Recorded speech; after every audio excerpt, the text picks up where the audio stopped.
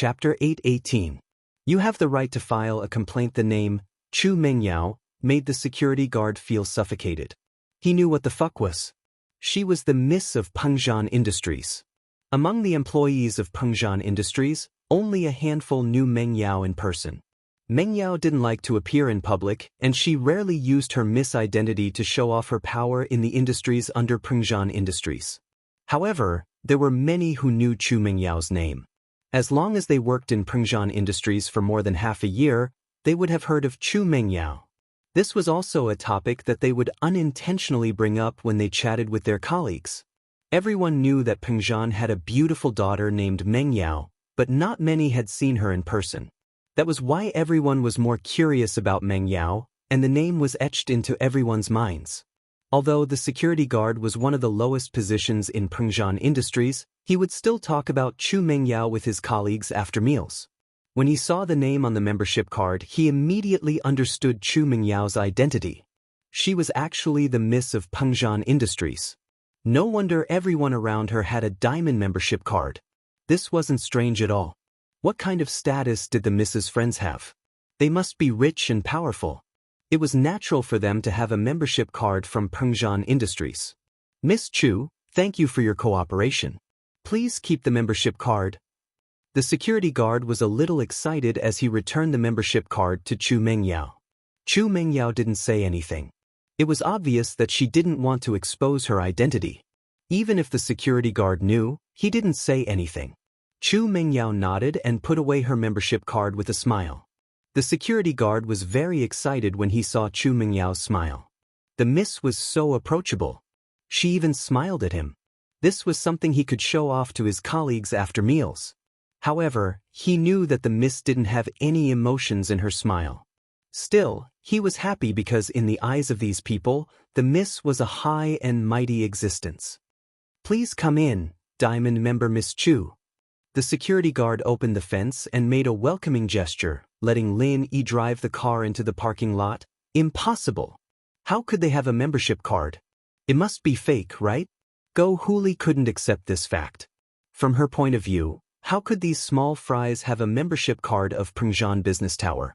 Moreover, he took out 3 of them at once. This was simply illogical. So he yelled at the security guard, "Hey, did you see wrong? Either that or you're playing favoritism. You saw that the girl was coquettish and smiled at you, so you let her go, right? I want to lodge a complaint against you." The security guard frowned. You're saying that Miss is coquettish? How reckless. However, the security guard had been through strict training. Although he was extremely dissatisfied with Go Huli, he still maintained a smile on his face. Of course you have the right to complain, but the parking lot is fully monitored. I won't do anything illegal. Go Huli looked at the camera above the parking lot and humphed coldly. She returned to her car and drove to find a parking spot. At this point, even if she didn't want to believe it, she had to believe that the membership card Lin Yi and the others showed was the real one. Although she felt it was unbelievable, the truth happened in front of her eyes, and she had to believe it. The master of these brats treated them pretty well, didn't he? He actually gave each of them a membership card? From the looks of it, their master had some influence in the local area. But even so, Go Huli didn't care. Thinking of her man's family's huge influence, no matter how powerful the people in this small place were, could they be stronger than her man? They weren't on the same level at all. Go Huli parked her car, and Lin Yi also parked his car at the side. Don't think that you're so great just because you have a membership card. But don't be happy too early. Go Huli had to accept the fact that Lin Yi and the others had membership cards, but she didn't care. So what if they had membership cards? Clothes were gone, and no one could buy them anymore. Lin Yi heard Go Huli's words and couldn't help but frown. Couldn't buy them anymore? Could it be that there was something else hidden in this? But naturally, he wouldn't ask Go Huli. Since they were already at Pengzhan skyscraper, everything would have to wait until they reached the top. Go Huli entered the elevator and saw Lin Yi, Meng Yao, and Yushu following behind her. She couldn't help but laugh coldly. What now? Do you want to embarrass yourself when you go up? Or do you want to go back now? Let me tell you, don't regret it once you go up. Oh, why would I regret it? I've never seen anything like this in my entire life. Yushu was so happy that she was practically dancing with joy at the thought of Go Huli's head-twisting performance. Since you guys don't know how to appreciate my kindness, then don't blame me for being impolite. When the time comes, you guys will have to work hard. Go Huli felt that these people were unreasonable, especially Yushu. Why was she acting like a little psycho? The elevator went up slowly and finally stopped at the floor where clothes were sold. Go Huli stepped out of the elevator first and didn't stop at all. She strode towards the VIP area of luxury goods. Since Lin Yi and the others didn't know how to appreciate her kindness, then she'd make them give up. Lin Yi, she seems very confident? Meng Yao said worriedly to Lin. I don't know, but it shouldn't be a problem. If I can't buy it here, I'll think of something else? Lin Yi shrugged. Naturally, he wouldn't let Meng Yao work for Go Huli's house. All right. Meng Yao could only nod as she pulled Yushu with her, following Lin Yi to the luxury goods area. The Miss and Shu would visit here as well. The Miss didn't have much of a concept of brands in her heart, and she wouldn't blindly chase after luxury goods. In her wardrobe, there were more mid-range brands. The Miss was a rather casual person. They came to the luxury goods area and Go Huli didn't say much. She found a shop assistant and pointed at her clothes. Do you still have the clothes I'm wearing? The shop assistant looked at Go Huli's clothes carefully and said, I'm sorry, miss. This style of clothes is sold out. Chapter 8:19. Ask around. It could be said that the clothes Go Huli was wearing were out of print. That was why she dared to say that if Lin Yi and the others bought the same clothes, she would chop off her own head. How's that? Did you hear that? You've given up now, haven't you? Go Huli turned around proudly and looked at Lin Yi, Meng Yao, and Yushu. Now you're embarrassed, aren't you? Don't you have a membership card? But so what if you have a membership card? It's all sold out. Even if you had 100 membership cards, you wouldn't be able to do it, let alone 3. Are you sure that there's no more of this type of clothing? Lin Yi frowned. He finally understood where Go Huli's confidence came from. She probably knew that there was no more stock for this type of clothing. That was why she dared to make such a bold claim. Yes, other than the one in the display window, there's no more in stock. The salesgirl said apologetically. Can't you sell the one in the display window? Lin Yi asked. I'm sorry, sir, but I don't have the authority to open the display window, the salesgirl explained. Because the items in the display window are arranged by the sales department of the commercial building, and they can only be changed periodically. Our normal salespeople and salespeople don't have the keys to the display window. Oh, I see, Lin Yi nodded and looked at Meng Yao. Give me your membership card. Meng Yao paused, not knowing what Lin Yi was going to do. She took out her wallet from her pocket and handed the membership card to Lin Yi. Lin Yi took the card and passed it to the salesgirl. Take this card and find the manager of the sales department. Ask him if you can sell the sample in the display window. Diamond card? The salesgirl paused and shook her head. I'm sorry, sir. Although you're a respected Diamond VIP member, we can't sell it. This is a rule set by the commercial building a long time ago. Huh. You 3 servants really haven't seen the world. Go Huli laughed coldly at Lin Yi's actions. You think you can act all high and mighty just because you have a Diamond membership card? That was a mistake. I even have a Diamond membership card, but this is the rule of the mall. Or you think you can change other people's rules? What a joke. I've never seen people as unsophisticated as you. I don't know how your master usually teaches you. You're actually so ignorant. You think you can act cool just because you have a Diamond card? How naive. Go Huli's words were so sarcastic that even the shop assistant couldn't stand it anymore. She was just asking if the Diamond card had this privilege, and she didn't say anything else. But here she was, mocking her. Did she do anything to piss you off? Lin Yi didn't respond to Go Huli's words. He treated her like a mad dog and it was a waste of time to talk to her. Just do as I say. Show this card to your sales manager, and he'll tell you if the clothes are for sale or not. Lin Yi said directly to the shop assistant, just do as I say, show this card to your sales manager, and he'll tell you if the clothes are for sale. The salesgirl had no choice but to agree to Lin Yi's insistence. After all, This was a request from a diamond customer. The employees of Pengzhan Industries were trained to put the customer first. They couldn't just ignore the customer's request. Even if the customer's request was unreasonable, they had to explain patiently or report it to the higher-ups. You still want to try? Try what? What a joke. Go Huli didn't expect the salesgirl to agree to Lin Yi's request. She was instantly annoyed. Why didn't you just reject him? What's the point of wasting time? Of course, I want to try. There are people at home waiting for you to twist their heads off, Lin Yi said indifferently. Oh, that person is me. Yushu quickly raised her hand to express her intention. Go Huli glared at Lin Yi and Yushu. She thought to herself, if that's the case, I'll let you two be happy for a while. You two really won't give up until you see the coffin. Meng Yao saw that Lin Yi passed the card to the salesgirl and asked her to look for the sales manager. She could roughly guess Lin Yi's intention. Lin Yi was planning to use her identity as the miss as a stepping stone. In fact, Lin Yi had the same thought. He could see some clues from the face of the security guard. The security guard saw the information on Meng Yao's diamond card and recognized her identity as the miss of Pengzhan Industries. If a security guard could recognize Meng Yao, then how could the sales manager of Pengzhan Business Building not know her? After seeing the information on Meng Yao's card, he probably wouldn't care about the rules anymore. He would just take out the clothes and sell them to Meng Yao, who was in charge of Pengzhan Business Building. Of course, it was Pengzhan Industries. Who was the biggest in Pengzhan Industries? Wasn't that Chu Pengzhan? Meng Yao was Chu Pengzhan's only daughter, the future heir of Pengzhan Industries. How could these small managers not please Meng Yao? So, Go Huli's ending was already decided. She would see how she would twist her head off. Although the salesgirl was confused, since Lin Yi insisted, she still took the card from Lin Yi and quickly walked to the sales manager's office. This was the office of their direct superior. The salesgirl was a little nervous. She took a deep breath and knocked on the door. Come in. A deep male voice came from inside. The salesgirl pushed the door open and said nervously, Manager Wang, I'm sorry, I want to disturb you. Oh, you are?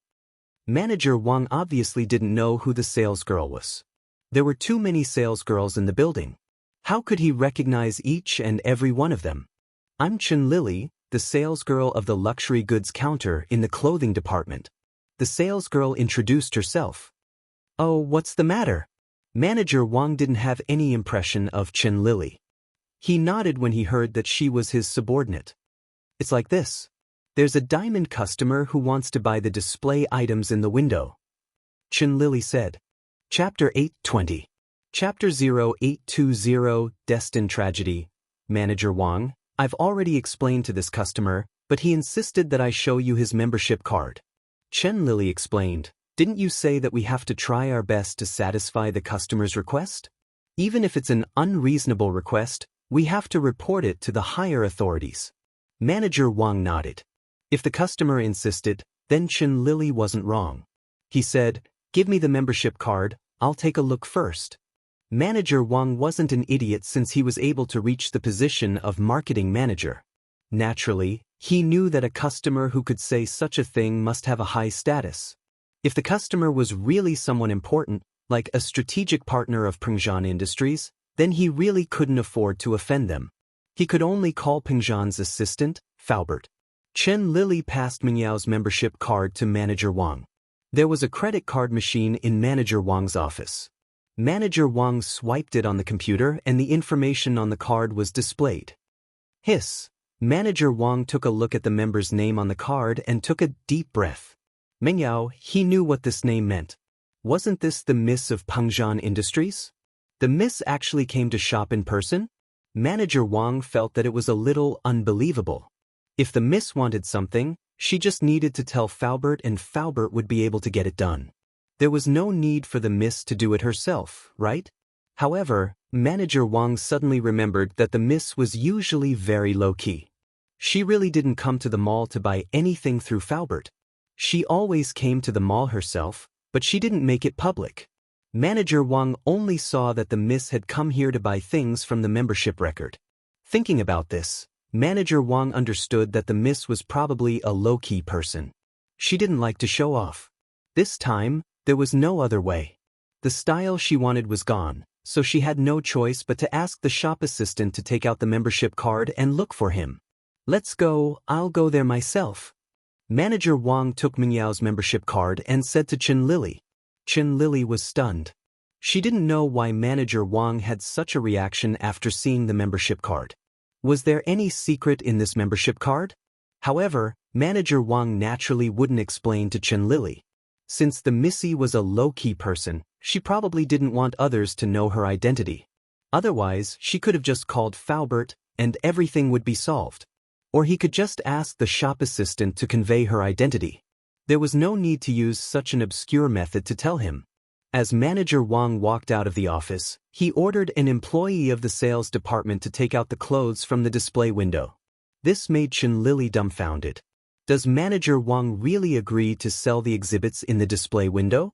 This had never happened before, right? But since Manager Wang didn't want to explain, she didn't want to ask anymore. She followed the manager to the luxury goods counter of the clothing department, and Manager Wang quickly walked over and took out Mingyao's membership card. Who's this membership card for? It's mine. Mingyao didn't hide her identity anymore as she nodded to the manager. Nice to meet you, Miss Chu. This is your membership card.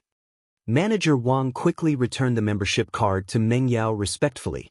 I've already sent someone to get the exhibits in the display window. They will be here in a moment. Can you please wait for a moment? Okay, thank you. Mingyao naturally knew that Manager Wang knew who she was. Then I'll have to trouble you. I'll wait by myself. Can you go ahead? No hurry. Manager Wang quickly shook his head.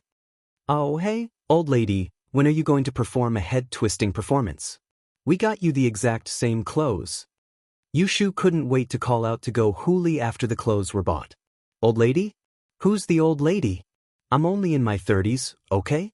Where's my beauty? Yushu's words almost made Go Huli explode. How did she become an old lady? Go Huli was already a little angry when Manager Wang came out of nowhere to sell the clothes to Lin Yi's group. She didn't expect Yushu to call her an old lady. She was even more furious now. Who are you calling an old lady? Go Huli glared at Yushu. Oh, I don't know. Naturally, the oldest among us is the old lady. Yushu blinked innocently. Go Huli grunted in displeasure, but she wasn't in the mood to argue with Yushu and the others anymore. She was more concerned about why the mall would sell the clothes in the window to Lin Yi's group. This was what she had specifically asked before. The goods in the display window weren't for sale. Moreover, the shopping guide, Chen Lili, also said that the goods in the display window weren't for sale. However, when Manager Wang came, he agreed to sell them. But if he agreed to sell them, wouldn't it mean that she had lost the bet? How could Go Huli let this happen?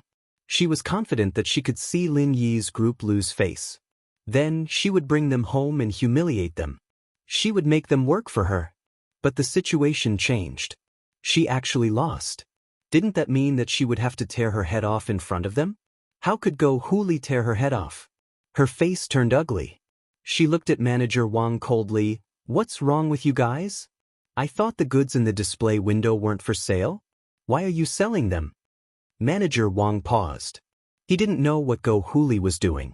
But he still explained, our mall has its own rules. It's the mall's decision to sell the goods.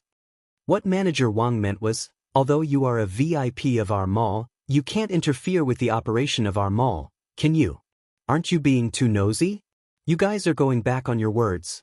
I'm going to complain. I'm going to complain to the higher-ups of your group. Do you know who I am? How dare you not listen to my opinion? Let me tell you, even the chairman of a business association in a small place has to listen to my husband. Not to mention a small mall like yours. Go Huli was furious. She pointed at Manager Wang. Chapter 821. Chapter 0821. The Xiao family, it's your right to complain, but it's our decision whether to sell the clothes or not. Manager Wang said politely. Fine. I'll remember this. Just you wait. Go Huli didn't have a choice. She'd be a laughingstock if she stayed here any longer. What if Lin Yi paid and asked her to perform a head-twisting performance? How could Go Huli wait for that to happen? Therefore, she left behind some harsh words and turned around to leave. Wait, we haven't paid you for the clothes yet, Lin Yi stopped Go Huli. I don't want the clothes anymore. You guys have it easy. But remember this, I won't let this go. Go Huli said hatefully. You don't want it? It's fine if you don't want it, but you can see that we can buy the same clothes as you. Don't you owe us something? Lin Yi said faintly. Oh, quick, perform a head-twisting performance. Everyone look, this old lady is going to perform a head-twisting performance. She's even better than the clowns in the zoo. Yushu shouted. I didn't ask for the clothes, what performance? Go Huli glared at Yushu. I'll remember you too, just you wait. We'll settle the score next time. With that, Go Huli ignored Lin Yi and Yushu and walked towards the elevator. You let her go? Lin Yi looked at Meng Yao. Forget it, this kind of person isn't worth arguing with. Meng Yao shook her head, evidently not intending to be aggressive. Lin Yi shrugged. Since the miss said so, he wouldn't say anything else. Go Huli was just a clown in his eyes, but from what she said, her man seemed to have some power? He didn't know if it was true or not. It's so boring. Some old ladies just like to take advantage of their seniority. They said they were going to do a head-twisting performance, and now they're going back on their words. Yushu was getting bored. Go Huli staggered and almost fell to the ground, but even so, she sprained her ankle. She gritted her teeth in anger. She wanted to think about it later, but she couldn't take it anymore. She had to vent her anger. Go Huli took out her phone and dialed her man's number after entering the elevator.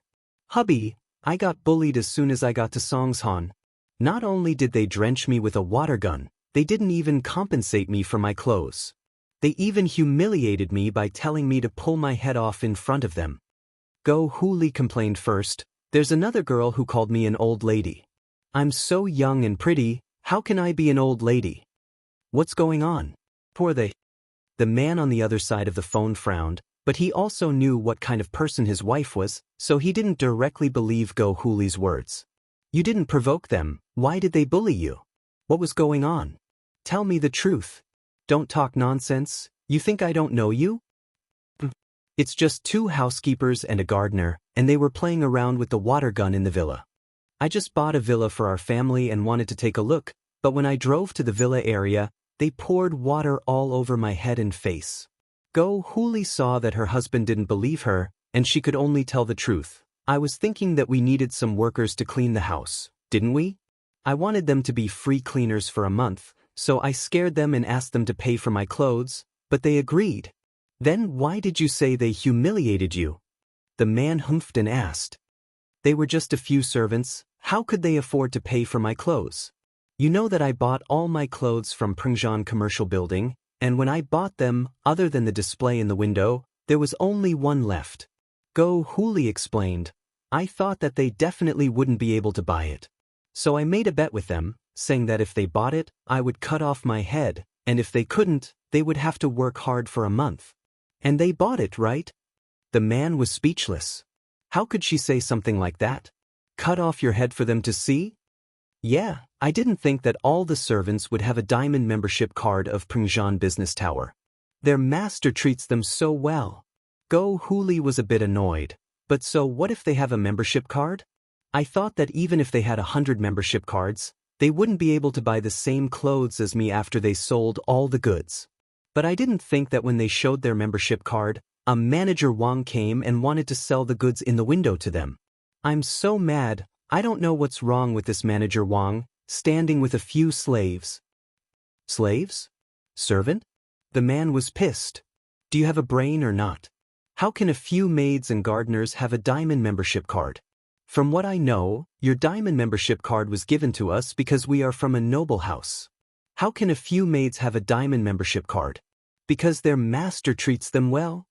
Go Huli didn't understand what the man meant. Master? Didn't you see it clearly? Those people are obviously not simple. Can you get a diamond membership card for your maids? At most, you can get a normal membership card. The man raged. They all have diamond membership cards, and they know the manager of the commercial building. They are obviously the masters of the villa. You just went there and you had a conflict with the neighbors? These 3 obviously have a lot of power in the area, How can you not see that? No way?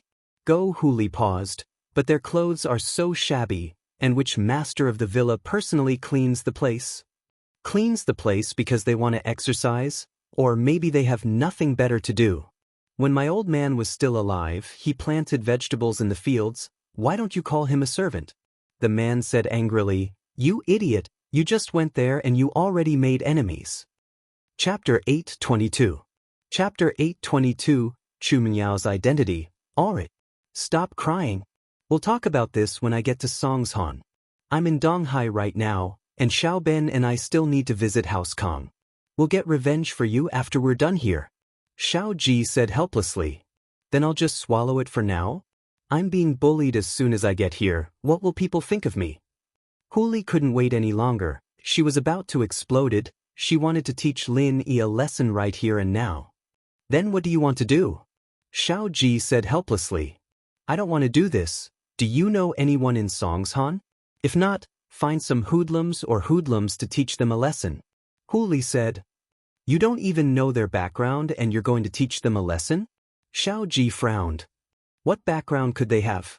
They're just a couple of kids. Huli said disdainfully. Even if they have some background, can they be compared to our Xiao family? We're a noble house in Yen. In a small place like this, who would dare to not give us face? Don't say that we're doing business here and we need the help of the local gentry. If we offend them all, then even if our Xiao family is a noble house, we're not familiar with this place. If they don't give us face, what should we do? Xiao Ji said in a low voice. How dare they? Let Uncle Pai kill them. House Xiao has a mystic class worshipper. Why would we be afraid of these upstarts? Go Huli smiled coldly and said proudly. You know that Uncle Pai is our family's worshipper. If father was here, Uncle Pai wouldn't be a problem. But now Xiaoben and I are a level lower than Uncle Pai. Father's gone, and Uncle Pai's feelings for our family have lessened. Right now, he's relying on father's face to stay here. Otherwise, do you really think we can hire a mystic class master with that little money? Are you dreaming? Xiao Ji said. What do you think we should do? I'll just bear with it. Your wife is about to become a ninja turtle. People will say that the Xiao family's old man died, and the Xiao family is done for. You can't even win against a small upstart. Go Huli didn't want to give up. Alright. Investigate the other party's background first and see who they are. No matter what, I have to wait until I pay a visit to old Master Kong. Xiao Ji said impatiently. It's not like you don't know about our Xiao family situation. To outsiders, we're one of the 4 big and 5 small families. But now, we can't even compare to the Kong family. Look at the industries in Yanjing City. How much money would be left after this sale? It can be said that our Xiao family starting a business in another city is starting from scratch. Our Xiao family is in a difficult situation now. Without the support of the Kong family, we may face a greater crisis. Don't you know that, you wastrel? Go Huli didn't know what to say. It wasn't that she didn't know, she just didn't want to accept it. She became the daughter-in-law of the Xiao family for less than 2 years. She just got to enjoy the feeling of marrying into a rich family, and now the Xiao family was in dire straits. She couldn't accept it.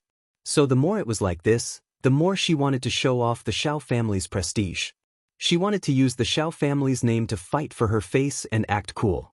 Otherwise, she wouldn't be able to accept this. Before Go Huli could finish, Xiao Ji hung up the phone. Go Huli wanted to throw the phone in her hand, but she remembered that this was the latest iPhone, and it cost her a few thousand. She hesitated and put it away. The Xiao family was in dire straits. Go Huli's monthly allowance wasn't as much as when she was a mistress. But she couldn't do anything about it. She knew that the Xiao family was in dire straits. She couldn't complain even if she wanted to. Go Huli decided that when she got back, she would go to the property management and ask for information about the owner of the villa. How could she live up to her identity as the daughter-in-law of the Xiao family if she didn't teach them a lesson? Thus, Go Huli rushed down the stairs to the parking lot, got in her car, and drove back to the villa district. She found the property management company and swaggered in. The property management company had the files of all the owners. As long as it wasn't explicitly told to be confidential, It could be checked directly. So Go Huli didn't spend much effort to find out the owner's name. It was Chu Mengyao. Chu Mengyao? Go Huli paused. She suddenly remembered that the maid who showed her the membership card had the surname Chu, and the other maid called her Yao Yao Sis. Could she be Chu Mengyao? No way. She was the owner of the villa? Go Huli was a little surprised. Mengyao and Yushu, on the other hand, weren't dressed very well. They were just normal sportswear, and Lin Yi, on the other hand, was wearing a big cloth shirt that couldn't be more tacky. He looked like a worker, a standard gardener's attire. That was why she thought that these people were just servants, but now it seemed that these people were the owners of this area? No wonder they had diamond membership cards. They were 3 rich second generations. But the more it was like this, the angrier Go Huli got. Since you guys are the owners, why didn't you refute me when I said you were servants? Are you guys pretending to be pigs to eat tigers? Are you playing with me? Hey, tell me, what's this Chu Mingyao's background? Go Huli called a security guard over and asked. Although Go Huli had just changed the name of the villa yesterday, almost everyone in the property management knew this domineering woman. She kept saying that she was a rich lady from Yanjing and pointed fingers at people. She was as domineering as a crab. When she came to do the procedures yesterday, it was the lunch break. But Go Huli threw the lunchbox of a staff member and asked him to do the procedures for her immediately. The staff couldn't do anything to a domineering owner with a powerful background. They couldn't afford to offend her, so they could only swallow their anger. Chu Mengyao is the miss of Pengzhan Industries. This was something everyone in the community knew. The security guard didn't hide it and told Go Huli directly. What? She's the miss of Pengzhan Industries? Go Huli's eyes widened. Are you telling the truth? Chapter 8:23. The Xiao family's plans, this bitch. She's pretending to be a pig to eat a tiger. I'm so pissed. I won't let you go. Huli finally understood why manager Wang of Pengzhan Commercial Building would sell the samples in the windows. How could he not sell it when the miss of Pengzhan Industries was there? Go Huli ignored the guard and walked out of the company. She got into her sports car and angrily called her man, Xiao Ji's number. What do you want this time? Xiao Ji picked up impatiently. It was a bad decision to make Huli his mistress. She wasn't this troublesome back when they were still lovers. Honey, I've done my research. That housekeeper really is the owner of the villa. She's called Mengyao, the miss of Pengzhan Industries. Huli said. See? What did I say? Housekeeper? I don't know what kind of eyes you have, offending her? Xiao Ji frowned. Pengzhan Industries? Isn't that Pengzhan Industries? Is this Pengzhan very powerful? Huli asked carefully, sensing the unfriendliness in Xiao Ji's tone. Not really, but Pengzhan Industries is one of the largest corporations in the province. Offending them means you've added another enemy to our Xiao family. Xiao Ji said unhappily. I'll call you back later. I'll ask Xiao Ben and see what we should do. Okay. Huli didn't dare say much and quickly hung up. She thought to herself, Pengzhan Industries may be one of the largest corporations in the province, but so what? Xiao family came to Songshan and couldn't find a place to establish their dominance. Finding Pengzhan Industries to do that would be a good idea. Xiao Ji hung up and told Xiao Ben about Huli's situation. He wanted to discuss a plan with him. In the Xiao family, Xiao Ji was the eldest, but Xiao Ben was the one who called the shots. Xiao Ji's personality was rather crude, and Xiao Ben was the true brains. Brother, what do you think we should do? Xiao Ji told Xiao Ben about how Go Huli offended the miss of Pengzhan Industries. He wanted to ask for his opinion. It's all your sister-in-law's fault. She's a reckless person, causing trouble as soon as she came to Songshan. Oh? Trouble? Xiao Ben shook his head and said with a smile, this is a good move. Our Xiao family is unfamiliar with this place, and the only one we have a good relationship with is the Kong family. But this is obviously not enough. A lot of companies probably don't know the reputation of our Xiao family. I was just looking for an opportunity to establish my prestige, and sister-in-law delivered herself to my doorstep. Why not? Xiao Ji didn't understand. Brother, you mean we are going to be enemies with Pengzhan Industries? We can't be considered enemies. Xiao Ben waved his hand. But it's true that we can make them bleed and cough up some benefits. What good would it do to be his enemy? Our Xiao family's foundation isn't here. Now is a time of internal and external troubles. It's not a good time to start a feud. What we need to do is to pressure Pengzhan Industries into giving in and compensating us. Then, they'll cede some of their properties to us. This way, our Xiao family won't have to start from scratch again. Brother, you're so thorough. This way, not only will our Xiao family get some benefits, but we won't have to fight Pengzhan Industries to the point where both sides lose. Xiao Ji nodded, but he was still a little doubtful. But will Pengzhan really give in? Our Xiao family's name is right there. How dare he not give in? And we'll stick to this matter. Pengzhan didn't give Xiao family any face at all, bullying my sister-in-law. If he doesn't compensate us and doesn't cede any profits, then fine. Let's have Uncle Pai go to their house and see if they'll give in. Xiao Ben laughed coldly. This Pengzhan's daughter sure is arrogant. Haha, this is the perfect opportunity for me to blackmail them. Brother, you're right. Xiao Ji calmed down after hearing that he could ask Uncle Pai to go to Pengzhan. He'd heard that Pengzhan's bodyguard, Faubert, was only a golden class late phase peak physical practitioner. That was a level lower than Uncle Pai. If Uncle Pai were to step in, Pengzhan wouldn't dare say anything. Xiao family was a powerful house. How could a small businessman like him bully them? If he didn't teach him a lesson, he wouldn't know how powerful Xiao family was. Alright, let's go visit House Kong first. Xiao Ben settled the matter with just a few words, putting Xiao Ji at ease. He'd thought that his wife had made enemies the moment she arrived in Songshan, and that it wouldn't be good for Xiao family's future development. But he didn't think that his brother would turn a bad situation into a good one so easily, turning this conflict into an excuse for Xiao family to get rich. Yes, his wife didn't seem too bad.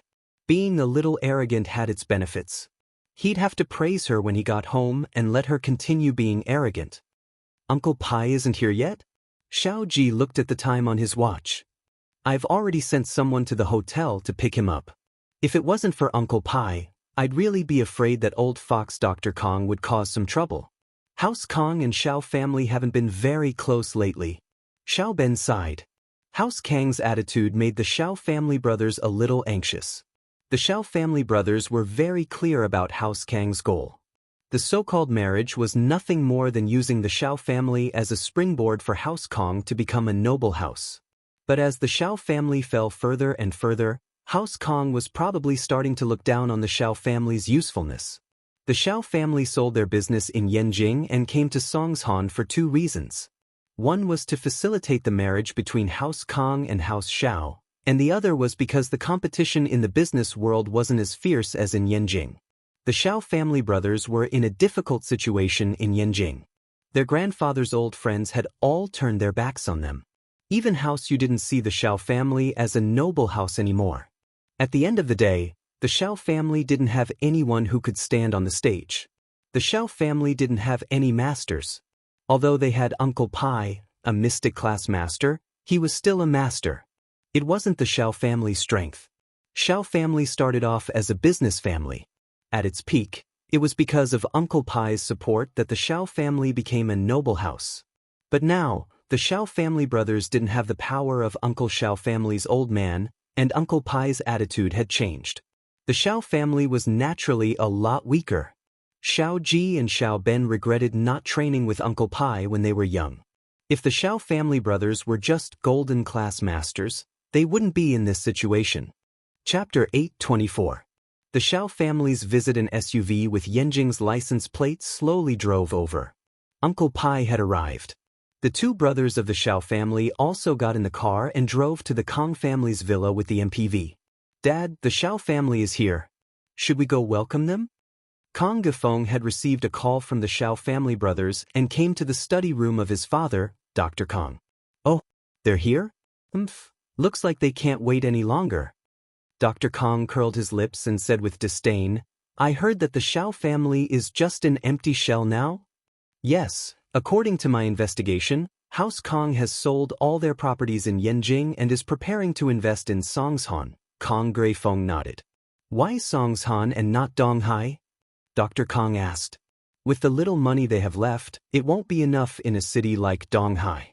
There are too many rich people here, they won't be able to show off their Xiao family. Kang Guifeng's guess wasn't far off the mark. The Xiao family really did want to do that. Besides, with House Kang in Donghai and the hidden House Zhao, they wouldn't be able to show off their Xiao family at all. They chose Songshan so that they could use the Xiao family's influence to dominate the city. Dr. Kang nodded. Go ahead, but don't make it too grand. With House Kang's current strength, we can only get on the Xiao family's good side. The Xiao family has been down lately, but isn't it the same for House Kang? Yeah, we've been losing a lot lately as well. Miracle Dr. Guan and Fatty Lai have set us up. Kang Guifeng said, now we just have to see if Xiaoming can get his hands on House Guan's recipe. And, right, how's Xiaoming doing? Dr. Kang asked.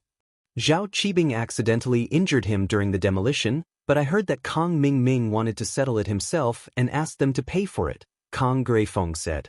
As for his relationship with Guan Xin, it seems like there's no progress.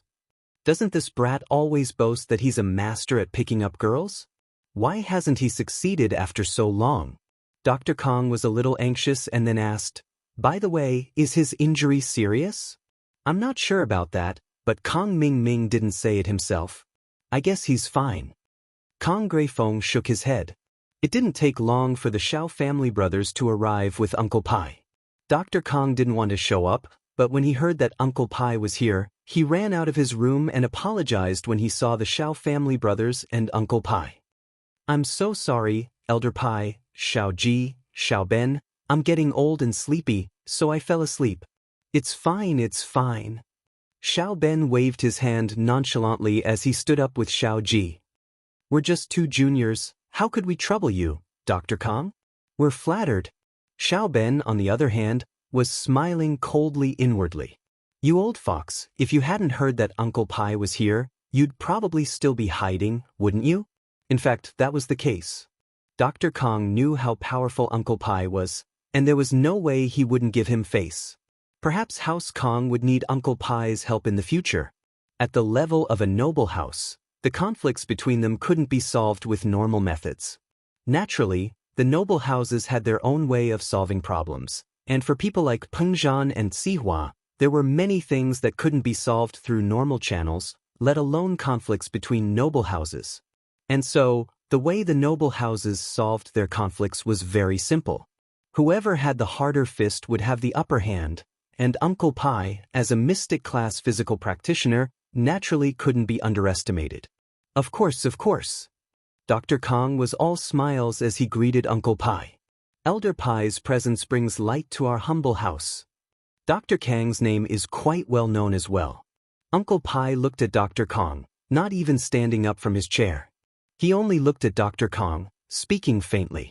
His expression didn't show any signs of his name being well known at all. Dr. Kang was a little embarrassed, but he didn't dare say anything. With a laugh, he returned to his seat and started chatting with the Xiao family brothers. Xiao Ji, what brings you to Donghai? Is there anything we can help you with? Actually, Dr. Kang, as you know, ever since my father passed away, our Xiao family's business in Yanjing turned into a mess. My father did some stupid things before he passed away, and messed up the business. Xiaoben didn't hide it, since House Kang knew about it as well. We sold off our business in Yanjing, and we're planning to go to Songshan and rebuild the Xiao family's business. That's true. Change the location, change the environment, and move closer to our House Kang. Dr. Kang nodded, smiling coldly in his heart. If it weren't for Uncle Pai, what would be left of the Xiao family? Yes, and secondly, I want to ask about the marriage between our families Xinyan and Zhaolong. Xiao Ben revealed the purpose of his visit. He was desperate for a local helper. The Xiao family may have the reputation of a noble house, and Uncle Pai was there, but they couldn't let Uncle Pai do everything, could they? In this way, with the Kang family's marriage alliance, many people in that place would give him face. I don't think there's a rush, right? Xinyan is only in her 3rd year of high school. Isn't it too early to talk about marriage?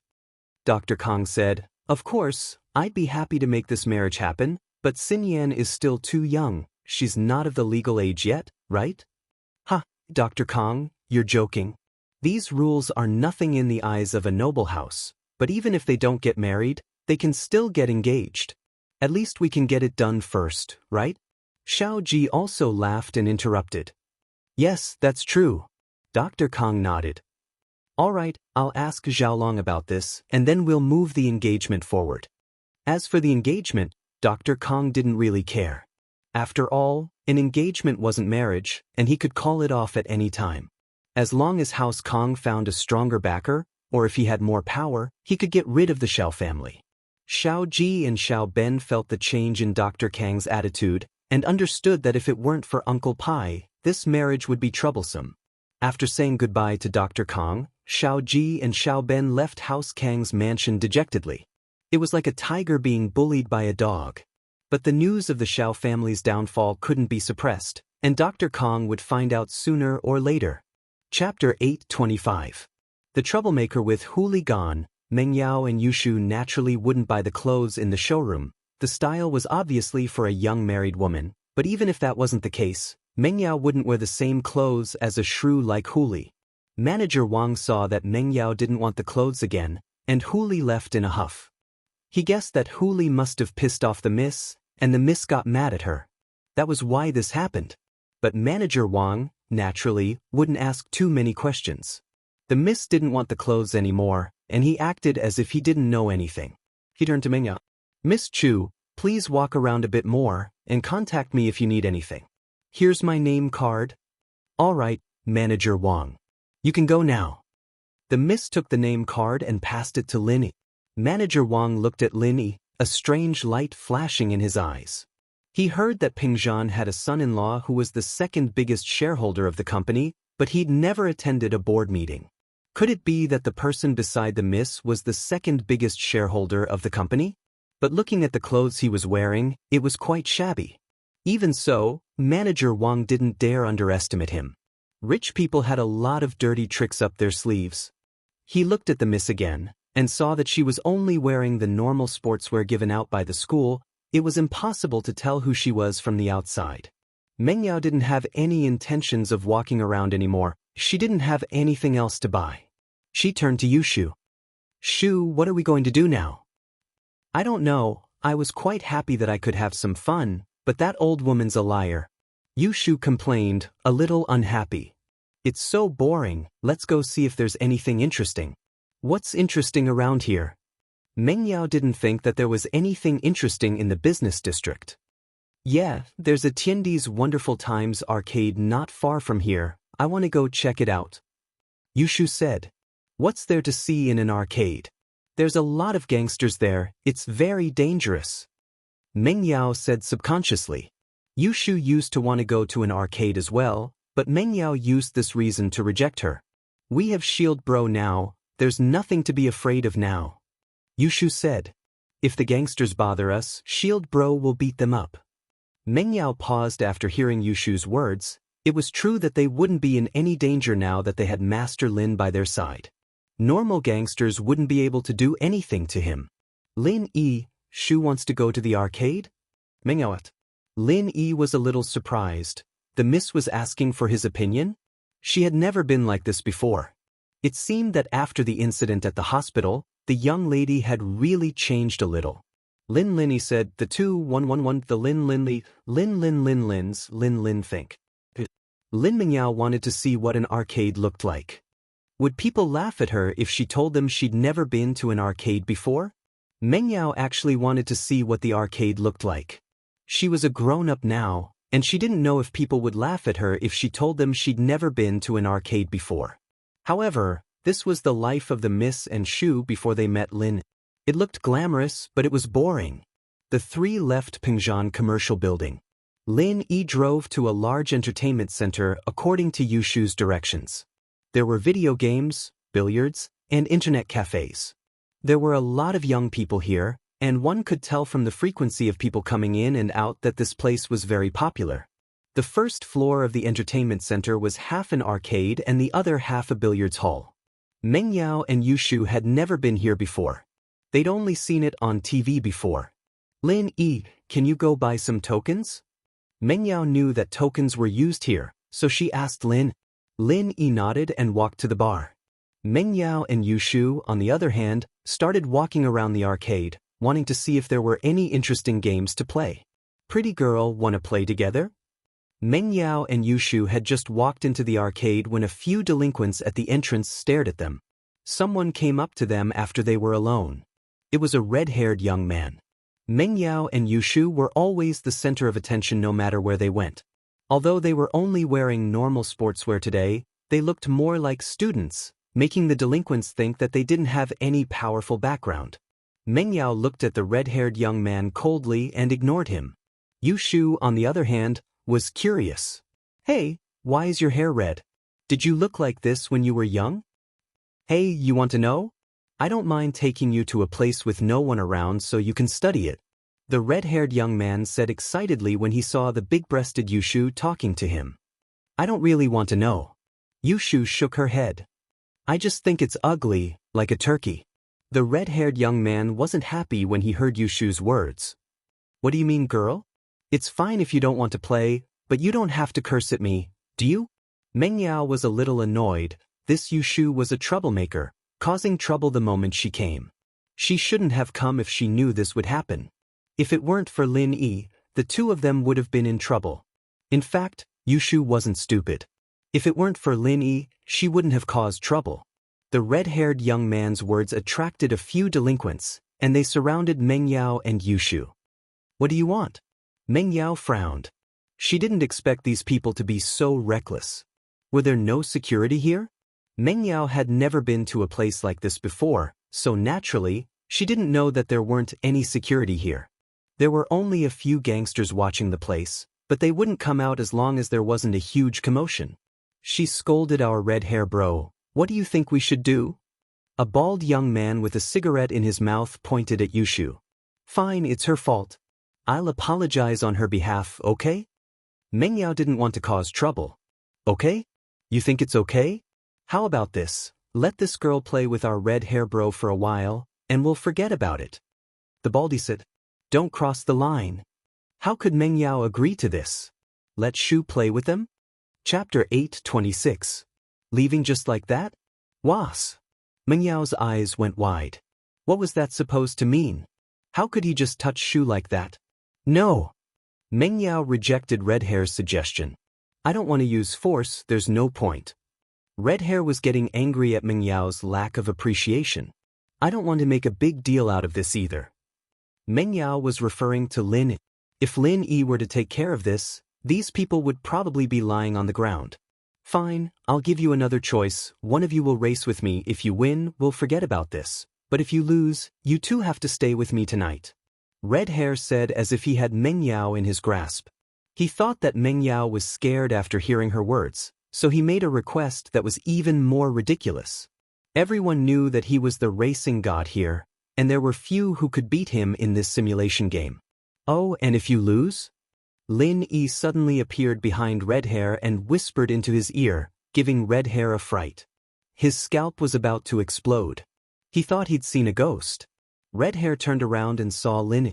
Kid, where did you come from? Are you trying to be nosy? I'm with them.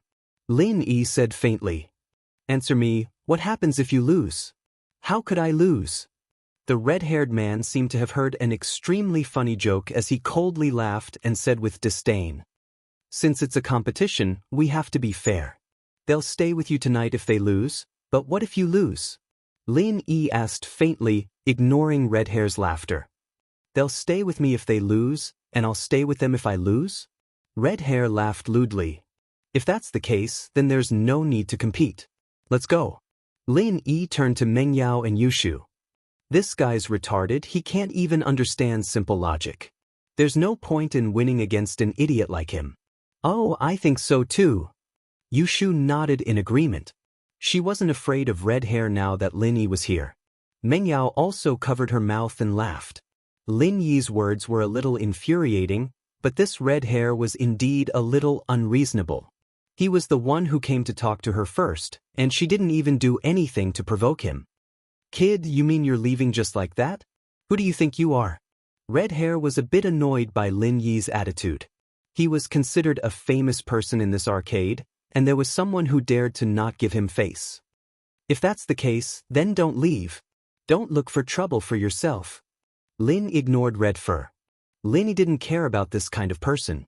Meng Yao and Yushu felt more confident now that Lin Yi was here. They left with Lin Yi, one on the left and one on the right. Shield bro, how many tokens did you buy? Is it enough to play with?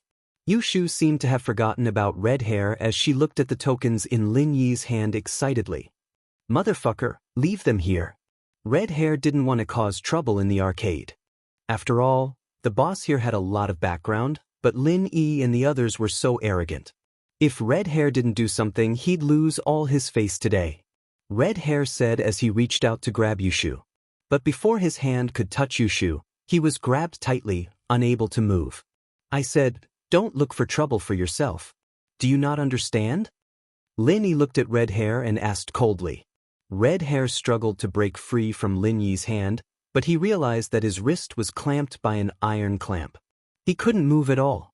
He was terrified. Let me go, I'll fuck your mother. Crack. Lin Yi increased the strength in his hand. Although Lin Yi didn't know who his mother was, Red Hair's words still angered Lin. If he used a little more strength, Red Hair's wrist would be crippled. Ouch! Red Hair cried out in pain. He felt that his wrist was about to explode from Lin Yi's grip. Let go of Red Hair bro. Baldy saw that Red Hair's hand was grabbed by Lin Yi and panicked. While Lin Yi couldn't move his right hand, he threw a punch at Lin Yi's back, preparing to ambush Lin. As long as Lin Yi felt pain, he'd probably let go of Red Hair's arm. Lin Yi, watch out. Meng Yao was shocked and quickly reminded Lin. Baldy laughed coldly in his heart. Your warning was useless. Unless Lin Yi let go of Red Hair and turned around to block the attack, he would definitely be hit by Red Hair. However, Baldy's sneer didn't last long. His expression froze, and with a crack, he flew out.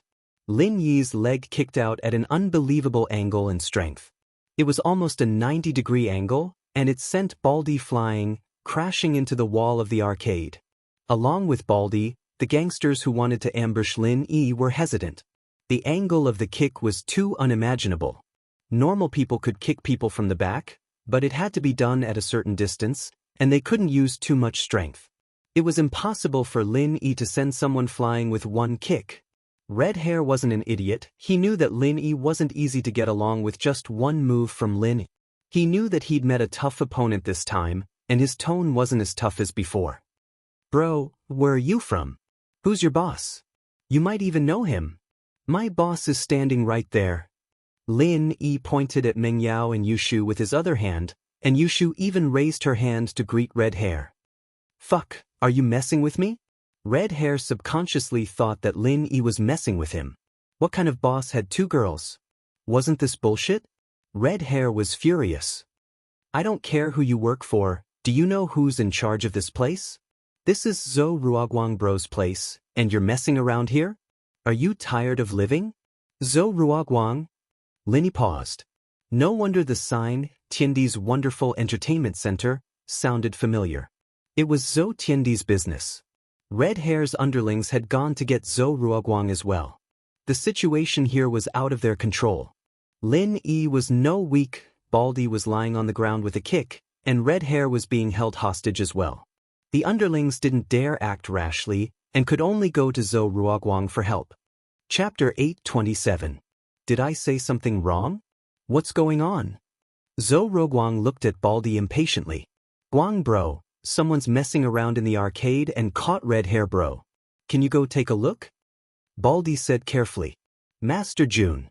I'm sorry, I have to go take a look. Zhou Ruoguang heard that someone was messing around in the arcade and even caught Red Hair. He couldn't just ignore it. Although Redhead wasn't his subordinate, Redhead was still one of the pillars of his game hall. He was an expert in simulation racing. Many people would come to challenge Redhead, which brought great benefits to the popularity of the game hall. Oh, let's go take a look then. Next to Zhou Ruoguang, a very handsome young man put down the billiard cue in his hand and said, It just so happens that playing billiards is quite boring. There is something that can add some fun.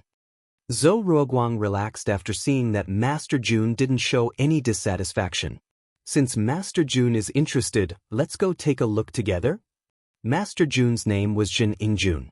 His father, Zhen Dazhou, was a famous entertainment tycoon in Donghai City. He owned a few entertainment cities, and the direction of Zhou Ruoguang's business was very similar. The two families were discussing a partnership. Tiandi couldn't expand his business in Songshan due to Zihua's suppression, and it was the same for Zhen Dazhou.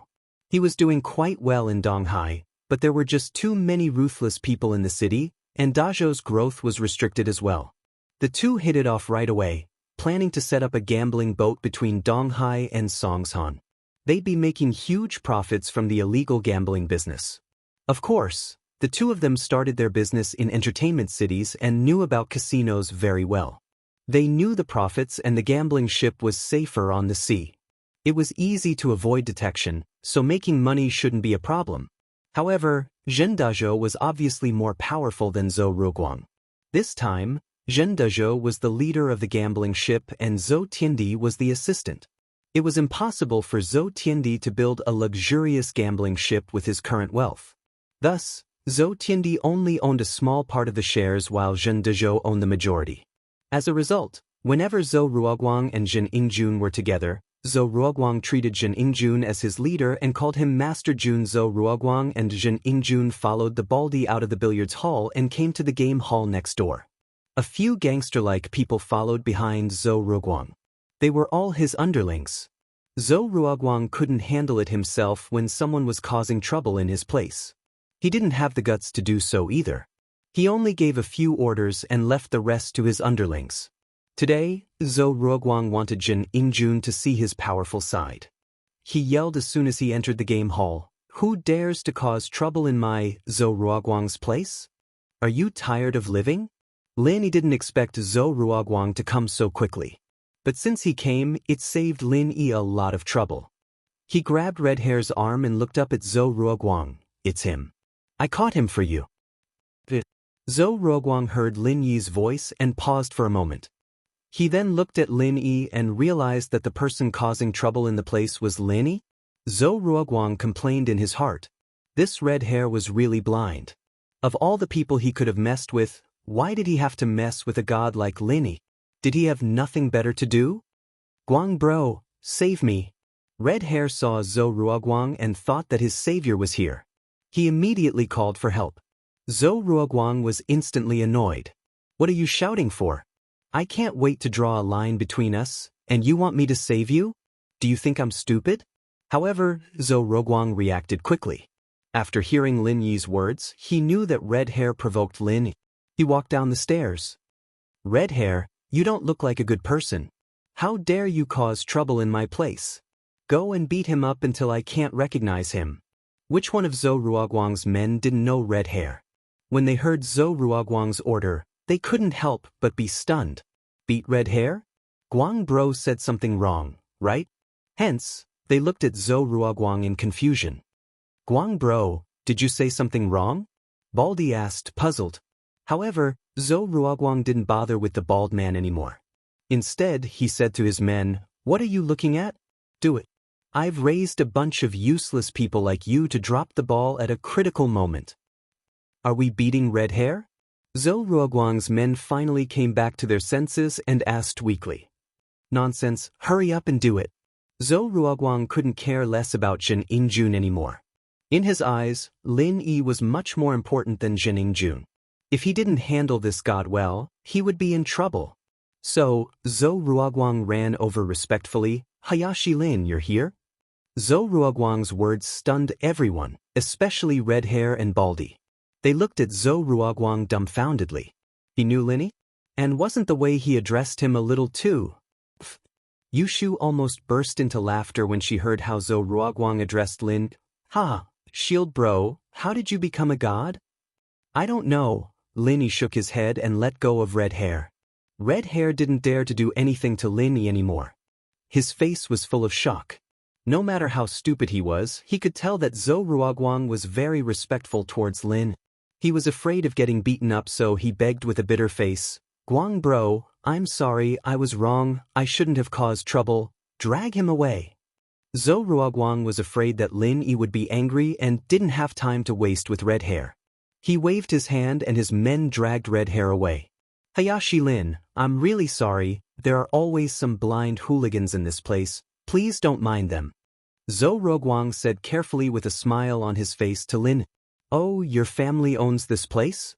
Linny didn't mind. He wouldn't mind even if Zhou Ruoguang didn't come. At most, he'd just knock red hair out. Yeah, I was playing pool when I heard that you, Hayashi Lin, were here, so I came over to see if there was anything I could do for you? Zhou Ruoguang asked carefully. Oh, there's nothing else for you to do, go play. Lin Yi waved his hand, signaling Zhou Ruoguang to leave. He didn't have much to say to Zhou Ruoguang, and Meng Yao and Yushu wouldn't have a good time with him around. Chapter 828. Young Master Jun's thoughts. He didn't know Meng Yao and Yushu, and Zhou Ruoming didn't mention anything about it at home, so Zhou Ruoguang didn't know who they were and thought that they were Lin Yi's friends. However, he didn't think much about it and only thought that they were just normal friends with Lin. Since Lin Yi didn't talk to them intimately and Lin Yi already had a girlfriend, Zhou Ruoguang wasn't as respectful to them as he was to Tang Yun. He only greeted Lin Yi and left. Zhou bro, you know that guy? What's his background? Why are you so respectful to him? Zhen Yingjuan's eyes stayed on Meng Yao and Yushu as he asked jealously towards Lin. With his years of experience in picking up girls, he knew that these two girls were the best. One was pure and beautiful while the other was petite and cute. Although they were only wearing normal sportswear, it couldn't hide their beauty. Zhou Ruoguang was slightly older than Zhen Yingjun, so Zhen Yingjun called him Zhou bro. He's Lin Yi, he's very good at martial arts and not easy to mess with. Zhou Ruoguang felt that his words made him look weak, but he couldn't be strong in front of Lin Yi. Good at martial arts? What's the use of that? Zhen Yingjun said in disdain, no matter how good he is, he can't fight against many people. You don't need to give him face. Many people? Zhou Ruoguang smiled bitterly. Let's put it this way, even our golden class master, Uncle Yen, was injured by him. He's aggressive and doesn't have a future. Zhen Yingjun was still disdainful. Even if he can defeat golden class masters, can he beat guns? That's impossible. Zhen Yingjuan's family was also involved in the underworld and it wasn't a small one. They were much bigger than Zhou Tiandi and they had a lot of illegal guns in their hands. To him, martial arts were all useless. In front of guns and cannons, it was nothing. Zhou Ruoguang shrugged. Since Zhen Yingjun didn't believe him, he couldn't say anything else. After all, the two families were only in a cooperative relationship and House Zhen was the leader. It wouldn't make sense if he said too much. Those two girls aren't bad, are they his women? Zhen Yingjun asked eagerly. That doesn't seem to be the case. Zhou Ruoguang shook his head. Lin Yi has a girlfriend. I've seen her before. Oh, so they're just friends? Zhen Yingjun nodded. I like these two girls. Master Jun, it's fine if you use normal methods, but don't use force. I'm afraid that Lin Yi will interfere. Zhou Ruoguang had to remind Zhen Yingjun. I know Zhen Yingjun, have picked up countless girls. It's just two little girls, isn't it a piece of cake? Zhen Yingjun didn't take Zhou Ruoguang's words seriously at all. In fact, he didn't take Lin Yi seriously at all. Meng Yao and Yushu played video games for a while and found it boring. It was either racing or shooting. There was no fun at all. It wasn't even as fun as the video game at home. Yao sis, how's it going? How many levels have you passed? Yushu used up the last token in her hand before standing up, a little dispirited. This game really sucks, it's just one person fighting and fighting, I don't know what's the point of it. I don't know. I don't think I've passed a single level. Meng Yao wasn't a good gamer. She was playing a horizontal board game. She played for a long time and was still at the first level. She used up quite a lot of her tokens. Lin Yi found it quite funny as he watched from the sidelines. This arcade was just trying to trick newbies like them out of their money, after all. Most people only needed one coin to cycle through, and they wouldn't even be able to afford the electricity bill, let alone make money. It's boring.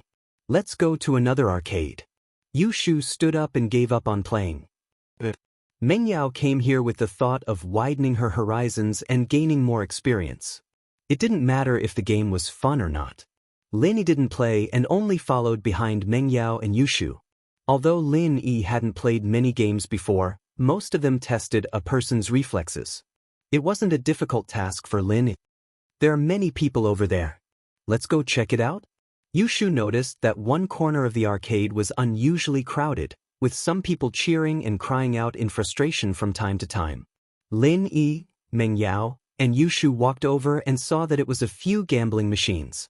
There were many different types of machines, but all of them were related to gambling. This kind of thing was illegal, but the profits were huge. This was the main source of income for many arcades. It wasn't strange for Zhou Ruoguang to go against the law. There were people who won money here, but most of them lost more than they won. Only a small number of people won a small amount. Most people were dejected. Big sis Yao Yao, this seems to be fun? Let's go try it?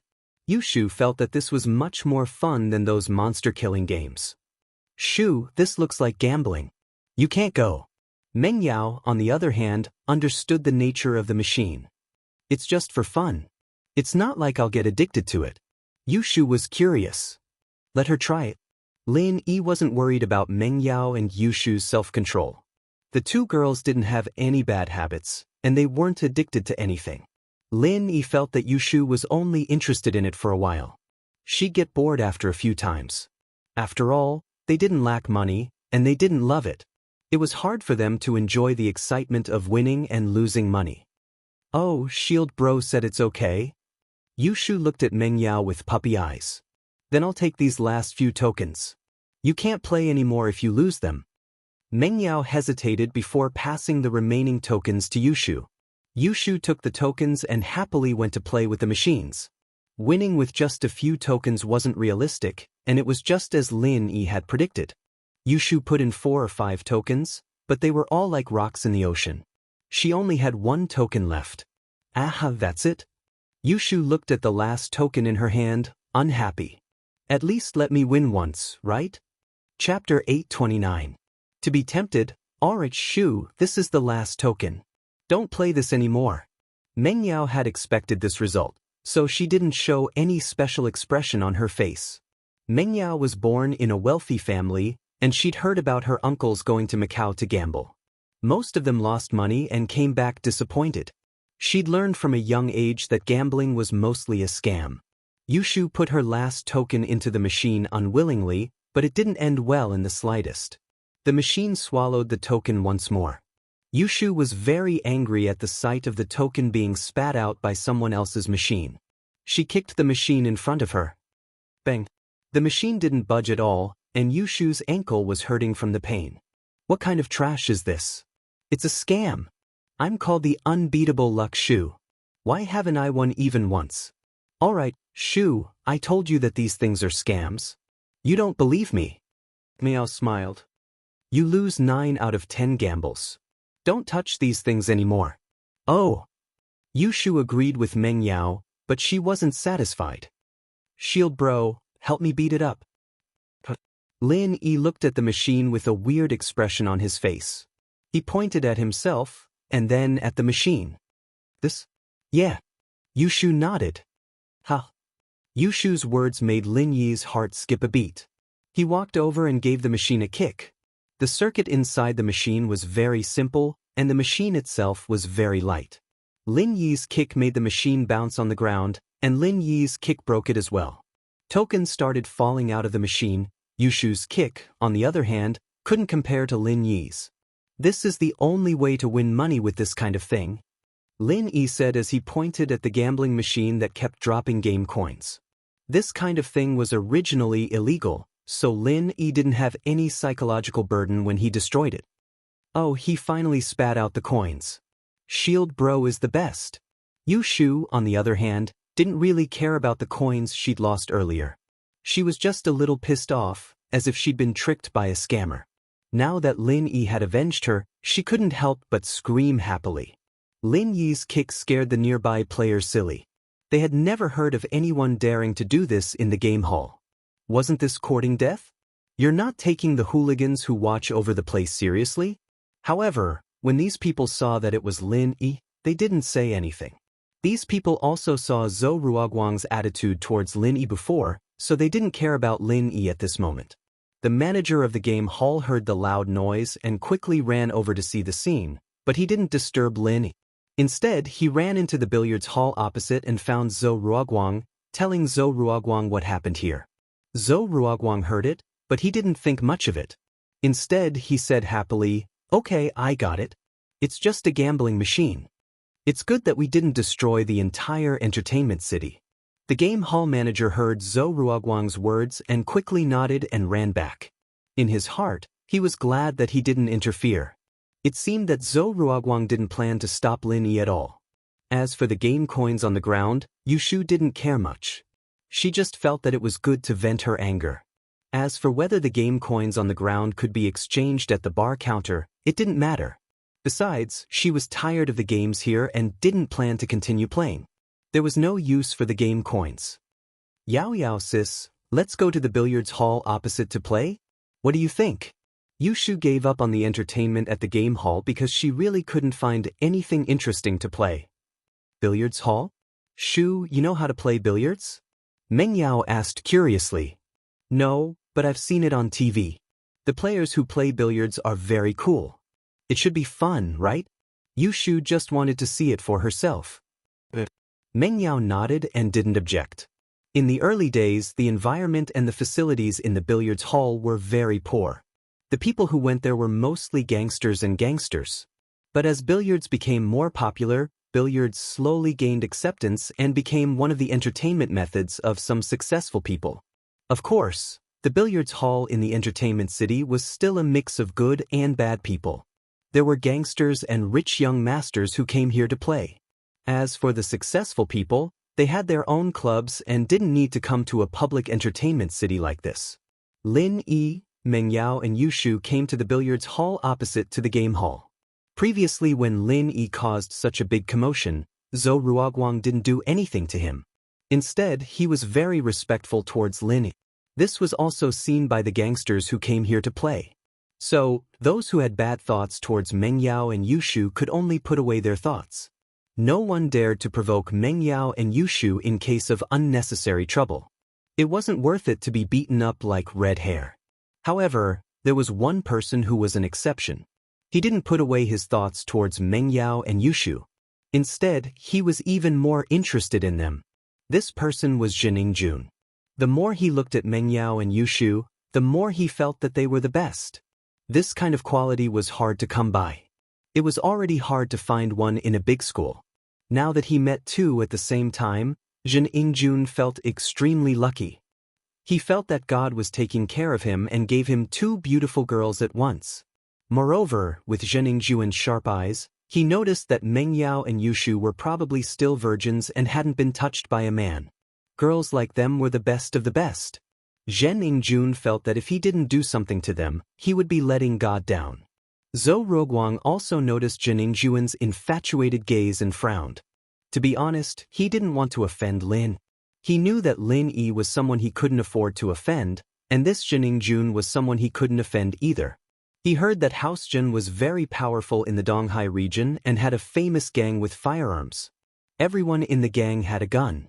They were real gangsters, and a gangster like Zhou Ruoguang couldn't be compared to them. Chapter 830. Billiards. Of course, why? Are you still afraid of that Lin Yi? Jining Jun said in disdain.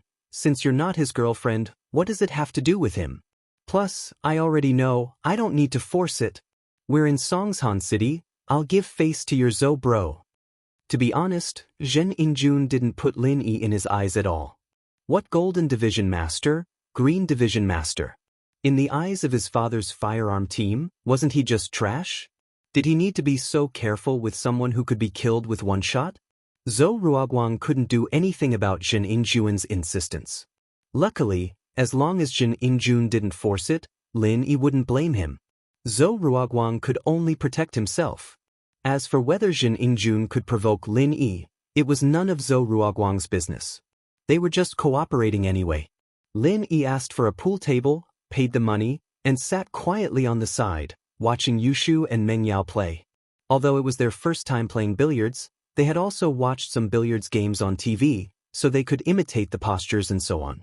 As for the rules, the two of them didn't know much. However, the two of them weren't professionals, so there was no need to play according to the rules. As long as the two of them each had a suit, Then they would take turns to play. Whoever hit the ball of their suit into the hole first would be the winner. Zhen Yingjun looked at Meng Yao and Yushu who were playing pool, and his heart itched. He thought of a way to strike up a conversation and walked over. "Two beauties, do you need a pool coach?" Zhen Yingjun tried his best to make his smile look more sincere. He could tell from the sidelines that both Meng Yao and Yushu were noobs at billiards. It was their first time playing the game, after all. That was why he'd come up with this method. Meng Yao looked up at Zhen Yingjun indifferently. She was curious. Didn't he see what happened to the red hair? How dare you come over to strike up a conversation? Yushu, on the other hand, didn't think too much about it. She was having fun and scored a few balls by luck. She was displeased when Zhen Yingjun interrupted her. She frowned and waved her hand. "I'm good, I don't need you to teach me." Zhen Yingjun didn't give up and continued to introduce himself. "I'm Zhen Yingjun, the vice president of Donghai City's Billiards Association. I've won many awards in the billiards competitions in the province." Yushu froze and looked at Zhen Yingjun before turning to Meng Yao. "Yao Yao sis, what did he say?" "He said that he's really handsome." Meng Yao was a little speechless. How could someone with such a big face say that he was handsome the first time they met? Did this guy have any shame? Handsome? He doesn't look that handsome. He's not even as handsome as Shield Bro. Yushu looked at Zhen Yingjun carefully and waved her hand impatiently. "Hey, move away, don't get in my way." Zhen Yingjun was enraged. How dare these two girls ignore him? In the billiards scene in the province, how many people didn't know of Zhen Yingjun's name? However, he suddenly remembered that it was their first time playing billiards, so it was normal that they didn't know his name. He suppressed his anger and continued, "My name is Zhen Yingjun, not because I'm really handsome. At least you know your place. But if that's the case, why don't you change your name to Zhen Nanan?" Yushu asked curiously. Let's not talk about that, let's talk about billiards first." Zhen Yingjun was unhappy. "Even if I'm not really handsome, I'm not really ugly. With my looks, I'm one of the most handsome guys out there, right?" He didn't want to talk about this topic anymore and changed the topic back to billiards. "Billiards shouldn't be played like this, it should be played like this." "Aya, you're so annoying." Yushu was annoyed that Zhen Yingjun was making a fuss beside her. "I'm the queen of billiards, do I need you to teach me? Stop being a nuisance. You're not good enough to teach me?" "How am I good enough?" Zhen Yingjun was angered by Yushu's words. He wasn't stupid. Since Zhou Ruoguang said that Lin Yi was good, he wouldn't provoke Lin Yi openly. After all, he was alone and wasn't a match for Lin. So, he maintained a normal attitude when hitting on girls. He didn't want to force himself like red hair. "I'm the vice president of Donghai City's Billiards Association." Oh, there are many vice presidents who lost to me. Yushu really felt that Zhen Yingjun was a little annoying. She knew what he was thinking, but he was gentle in his approach, so Yushu couldn't do anything to him. "What?" Zhen Yingjun was infuriated by Yushu. He thought that he was very good at billiards. Although he came here to pick up girls, how could he be willing to accept someone insulting his best skill? In Donghai City's Billiards Association, he was the center of attention. Now that he was here, a beginner dared to talk to him like that. It was a huge insult. "Fine, do you dare to compete with me?" Zhen Yingjun suppressed his anger and asked Yushu. "Why should I compete with you?" Yushu asked back. "Do?" Zhen Yingjun was speechless. Yushu's question was hard for him to answer. That's right, why did Yushu want to compete with him? "All right, don't interrupt me." Yushu didn't bother with Zhen Yingjun anymore. She waved her hand and continued to play with Meng Yao. Lin Yi saw all of this, but Lin Yi didn't intervene. Although Zhen Yingjun showed his bad intentions towards Yushu and Meng Yao, he didn't do anything over the line. So, Lin didn't have to step in. Meng Yao and Yushu could deal with this kind of situation by themselves. If Lin Yi had to handle everything himself, even something as simple as this, then Meng Yao and Yushu would really be like flowers in a greenhouse, and it wouldn't be good for their growth at all. He had to leave eventually. He couldn't protect them forever, could he? Although Lin Yi had the urge to protect these two beauties for the rest of their lives, Lin Yi knew the difference between ideals and reality. Let's not talk about whether Tang Yun would agree or not.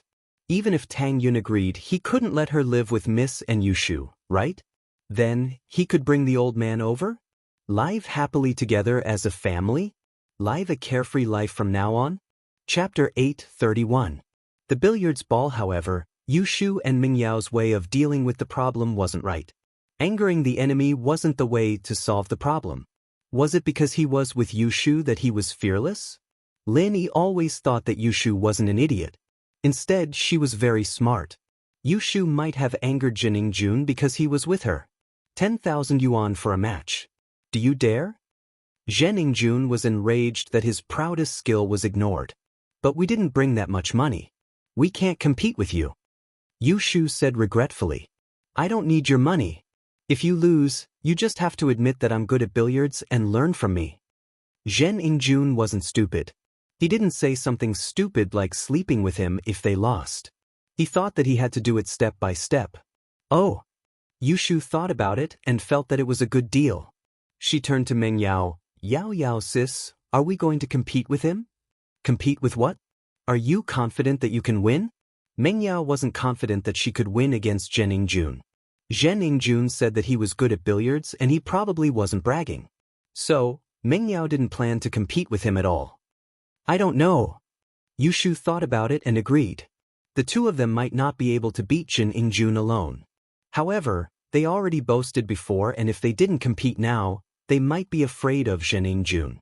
She raised her head and looked at Lin Yi. Shield bro, will we win? Probably. Lin Yi shrugged. All right, we'll compete with you. But Yao sis and I will compete with you. If we win, you have to give us 10,000 yuan each. Yushu heard Lin Yi's words and thought that Lin Yi was completely confident. She nodded and accepted Jining Jun's challenge. Lin Yi smiled bitterly. He hadn't even finished his sentence. He wanted to say, maybe not, but Yushu interrupted him. Sure, no problem. To Jining Jun, money wasn't a problem. How do you want to compete? Snooker? What's snooker? Yushu didn't understand. It's just a way to play billiards. Jining Jun sneered in his heart. You don't even know what snooker is and you dare to compete with me? Wasn't that courting death? Oh, you want to compete with me?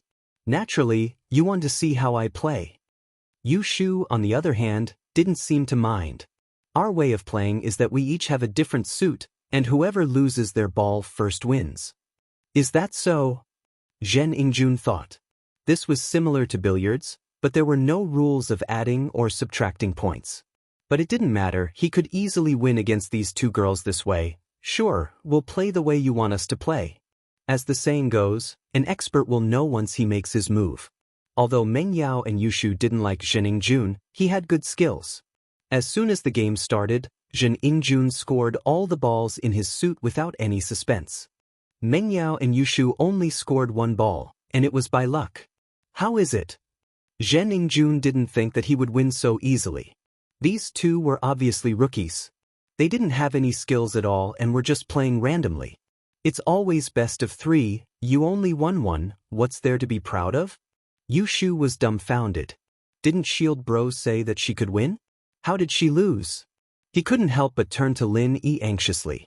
Sure, best of 3 then. Jining Jun didn't mind. With Meng Yao and Yushu's skills, they would definitely lose even if they played 100 rounds. He didn't care if he won 1 or 2 rounds. He felt that he had the victory in his hands and he wanted these two girls to accept their defeat wholeheartedly. For the next round, I will play 1 round and you two can play 1 round each. As long as the two of you hit your suit into the bag, it'll be your victory. After winning 1 round, Jining Jun knew Meng Yao and Yushu's true skills, so he didn't mind bragging. Okay. Yushu didn't have much confidence this time. She hoped that Lin Yi could help her turn the tables, but Lin Yi didn't appear in the end, so she lost without a doubt. Lin Yi had no choice but to walk over and place his hands on the table. What are you doing? Jining Jun didn't think that Lin Yi would suddenly intervene. He had always been a gentleman and didn't use force, so why did Lin Yi want to interfere? Nothing, I'm just here to watch, Lin Yi said indifferently. What? Can I watch you guys play? I want to see if you cheated. Sure. Go ahead, watch as you like. Jining Jun heard that Lin Yi only wanted to watch and Lin Yi said that he wanted to see if he cheated, so Jining Jun ignored Lin Yi. What could he see? Moreover, if he chased him away, it would look like he cheated. Before, Zhen Yingjun thought that Lin Yi wanted to replace Meng Yao or Yushu, and he wouldn't agree because he didn't know how good Lin Yi was. Who knew if he was a master of pool or not? How could he let Lin Yi ruin the beauty he was about to get? However, Lin Yi didn't want to interfere and Zhen Yingjun didn't care anymore. He said to Meng Yao and Yushu, "You guys can start first, I'll give you 3 shots." Normally, a master of pool could hit a ball into the pocket at the start, but Meng Yao and Yushu obviously couldn't as they didn't have the skills yet. So, they couldn't gain any advantage at the start. However, Zhen Yingjun already said that he would give Meng Yao and Yushu 3 shots. That way, each of them would get 3 shots and it would be 6 shots. It was a lot and it showed how arrogant Zhen Yingjun was. Bang! Yushu kicked the ball off, sending it flying all over the table, but not a single ball went into the pocket. Then, it was Meng Yao's turn. She also aimed at a ball of her own color and hit it, but due to the problem of accuracy and strength, the distance between the ball and the pocket was very far away. It was Yushu's turn next, but Yushu's light shot didn't make the ball go into the hole, but it did make the ball bounce around on the table like it was alive. Chapter 8:32. Once I do, you're done. However, although Zhen Yingjun, Meng Yao, and Yushu were confused, the cue ball that Yushu's cue ball hit didn't show any signs of stopping. It was as if it had a motor installed on it as it continued to spin on the table. Although the ball didn't go into the hole, it knocked the other balls into the hole. Some of them were Yushu's and some were Zhen Yingjun's. Yushu and Zhen Yingjun didn't know what was going on. Zhen Yingjun had played billiards for so many years and he had never seen something like this. How is this a billiards ball? It was a bouncy ball. No matter how strong the player was, it was impossible to achieve such an effect, wasn't it? Meng Yao too was a little surprised as she looked at the disobedient ball on the table. She then looked up at Yushu, noticing the excitement on Yushu's face as well. Meng Yao understood that this wasn't Shu's doing at all, they'd been sisters for years, and Meng Yao could tell what Yushu was thinking just by looking at their expressions. She couldn't see through them completely, but she could at least tell what they were thinking on the surface. She turned back to Lin Yi and saw Lin Yi's bitter smile. Meng Yao was slightly taken aback and her heart skipped a beat. Could it be Lin Yi's doing? Shu had been playing for so long and she didn't manage to hit a bouncy ball like this. Did Lin Yi do it as soon as he came? Meng Yao's face fell into deep thought at the thought of this. Meng Yao was right, it was Lin Yi's doing. Lin Yi didn't have much confidence in helping Meng Yao and Yushu win. He was just experimenting. The first thing that came to Lin Yi's mind was the strange, pure qi in his body, the energy that Jiao Lao mentioned. Since this energy was omnipotent, could it be transferred to the pool ball? According to the law of conservation of energy, energy couldn't be created out of thin air, nor would it disappear out of thin air. It could only be changed from one form to another or transferred from one object to another. In the process of transformation or transfer, the total amount of energy remained the same. In other words, the energy in Lin Yi's body could be converted into the energy needed by the pool ball. Of course, the energy in Lin Yi's body wouldn't be created out of thin air. No master's pure qi would be created out of thin air. Their vital energy came from the natural world's spiritual qi, and the mantra they cultivated was a method to convert the spiritual qi into their own vital energy. They completed the process of converting the energy in nature into energy in their body. Lin Yi's energy, on the other hand, came entirely from the jade space. Lin Yi converted the energy in the jade space into his own energy. And so, after Yushu had moved the ball, Lin Yi decided to try and see if his energy could be used on the ball. With both hands on the table, he started channeling the art of dragon mastery, and as if it had been injected with chicken blood, the ball suddenly exploded with a small universe of energy. It worked. However, it was Lin Yi's first time doing this, and he didn't control the amount of energy he sent out. In just an instant, the amount of energy was over. How much energy could a small pool ball use up? Just a little bit was enough. If Lin Yi used too much, the pool ball would move endlessly. However, although the experiment was a failure, Lin Yi had proven that it was possible. What was even more surprising was that his energy would only be used on objects that were currently consuming energy. The other stationary billiard balls and billiard tables on the billiard table would not absorb energy. The other pool balls that were moved by the elastic ball didn't absorb any energy because Lin Yi stopped the chant a long time ago. Therefore, the energy was only used on this pool ball. Oh my god, I'm so awesome! I can even hit this kind of ball. I'm such a genius! Yu Shu exclaimed after the shock. I'm a genius, Shu, I'm so good at everything. Impossible! How is this possible? This doesn't make sense. Is there something wrong with the ball? Zhen Yingjun didn't believe that Yu Shu could hit the ball like this. Even professional pool players wouldn't be able to hit an elastic ball like this.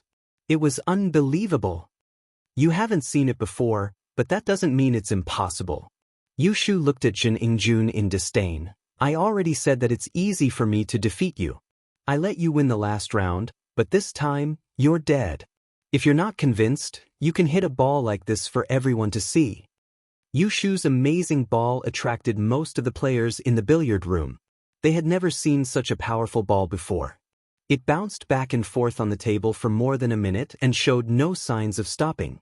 As everyone exclaimed in shock, they also felt that it was unbelievable. The person who could hit such a ball was definitely a master among masters. Zhen Yingjuan's face turned green from anger, but he couldn't refute her because he really couldn't hit such a ball. Zhen Yingjun curled his lips and said unhappily, It's just luck, why don't you hit another one for me? Why should I hit another one? If I hit a ball like this, all the balls that belong to you will be in your pocket. Am I not helping you? Yu Shu wasn't sure if she could hit another ball like this. She seemed confident, but she was just making things up. She was also guessing if Shield Bro was helping her, so she wouldn't be too sure. If I hit another one, I'll win and you have to admit defeat. That's more like it. Although Zhen Yingjun didn't believe that Yu Shu could hit another ball like this, he didn't dare to make a promise. What if Yu Shu hit another one? Wouldn't he have to admit defeat then? Seeing everyone watching, Zhou Ruoguang also wanted to go over and see what was going on, but he backed off after one look. Holy shit, you can play billiards like this? He had been running this entertainment center for many years and was a master of billiards, but he had never seen a ball like this. This wasn't billiards at all, it was a miracle. This could only happen if Hayashi Lin was here. He and his father had been living under Lin Yi's shadow and thought that Lin Yi was omnipotent. Therefore, Zhou Ruoguang felt that it was normal for something like this to happen. Chapter 8:33. She hit the ball away. As a result, Yu Shu was very excited. She had the upper hand now. After Yu Shu was done, it was Mingyao's turn. Lin Yi controlled the amount of energy he used, and other than using a little more strength, there was nothing wrong with Mingyao's shot. Lin Yi breathed a sigh of relief. It was easier to use the energy. It was Yu Shu's turn again, but the previous situation didn't happen again. It was still an ordinary shot, which made Zhen Yingjun heave a sigh of relief. It seemed like Yu Shu hit it out of sheer luck. Otherwise, she would probably hit it again. It was finally Zhen Yingjuan's turn. Zhen Yingjun was delighted. Judging from the situation on the table, he would definitely win in one shot. With his skills, this was a piece of cake. Zhen Yingjun calmly found his first target. He bent down and pushed the cue out elegantly. The moment Zhen Yingjuan's cue hit the cue ball, Lin Yi transferred his energy over. In the end, Zhen Yingjuan's cue ball flew out from the table like a rocket.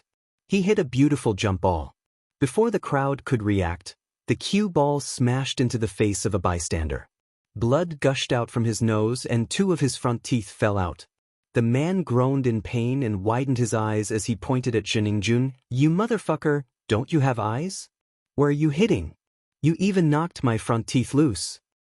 I'm sorry. Although Zhen Yingjun was usually arrogant, he knew that he was in Songshan and it wasn't his territory, Donghai. It wasn't wise to cause trouble here. Moreover, he was hitting on girls in a civilized manner and he couldn't be too violent. He took out his wallet apologetically and took out 3,000 yuan to give to the man. This is your medical fee, consider it my compensation to you. The man was also jobless. He didn't have a job and his eyes lit up when he saw the 3,000 yuan. He took Zhen Yingjuan's money and stopped complaining. He covered his mouth and stood on the side. Zhen Yingjun didn't have time to waste with these people. His main goal was to defeat Yushu and Meng Yao and prove that he could teach them, so he spent the money to avoid trouble. How unlucky! Zhen Yingjun thought to himself. He was too impatient and accidentally used too much strength, resulting in a jump ball. However, this jump ball wasn't something an ordinary person could hit. He had accidentally hit one, and it was still very awesome. It seemed like he was too careless and didn't control his strength properly, causing this situation. He had to be more serious next time. Alright, it's my turn. Yushu waited for Zhen Yingjun to make a fool out of himself before putting another cue ball on the table, ready to start. Yushu aimed at a ball and hit it. One had to admit, however, that Yushu's angle was pretty good. The cue ball bumped into one of Yushu's balls and pushed it out. It looked like it was about to enter a pocket, but it didn't have enough strength. The ball lost its momentum when it reached the edge of the pocket. Go! Go! Yushu panicked. The ball was moving slower and slower and was about to stop at the edge of the pocket. Lin Yi smiled and injected some energy into the ball. Then, the ball that was about to stop suddenly shot into the pocket as if it was stimulated. Zhen Yingjun was proud and was ready to teach Yushu about the strength needed to hit the ball.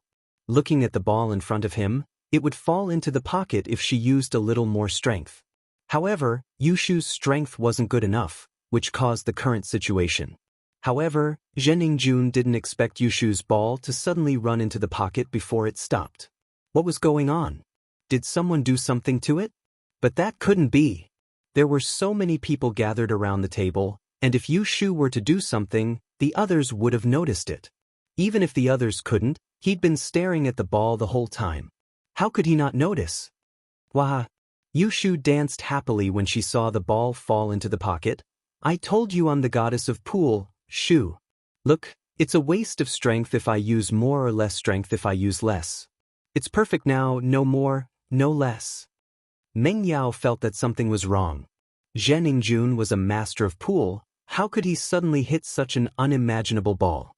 He even beat up the spectators who were watching from the side.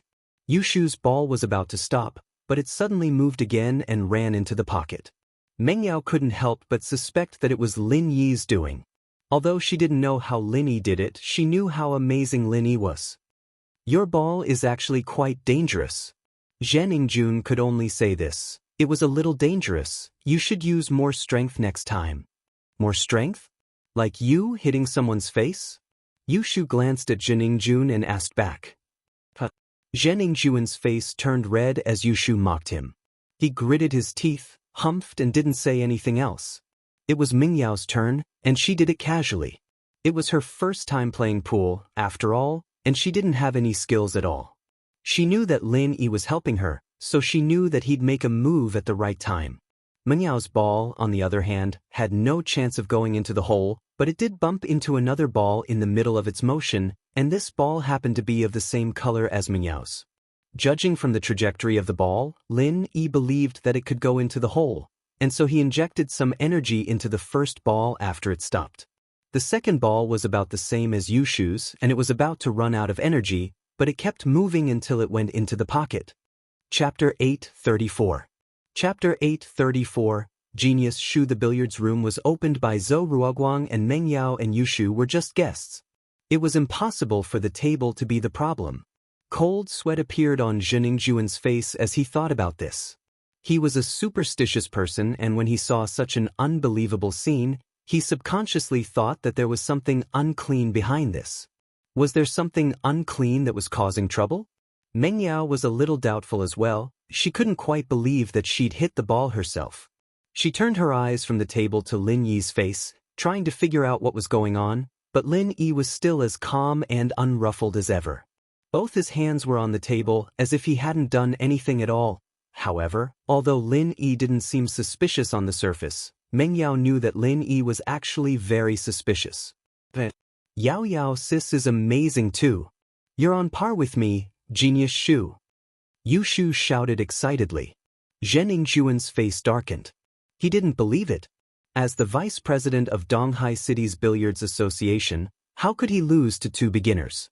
Seeing that there were only 3 balls left on Meng Yao's side, Zhen Yingjun couldn't help but panic. He couldn't let Meng Yao and Yushu score again. Luckily, they set a rule that each person played one shot and there was no such thing as consecutive shots. No matter if they scored or not, they wouldn't hit consecutively. It was Zhen Yingjuan's turn. This time, he didn't dare to be careless. He didn't think much of it before and hit a jump ball. He remembered that he didn't use much strength. Could it be that he was absent-minded?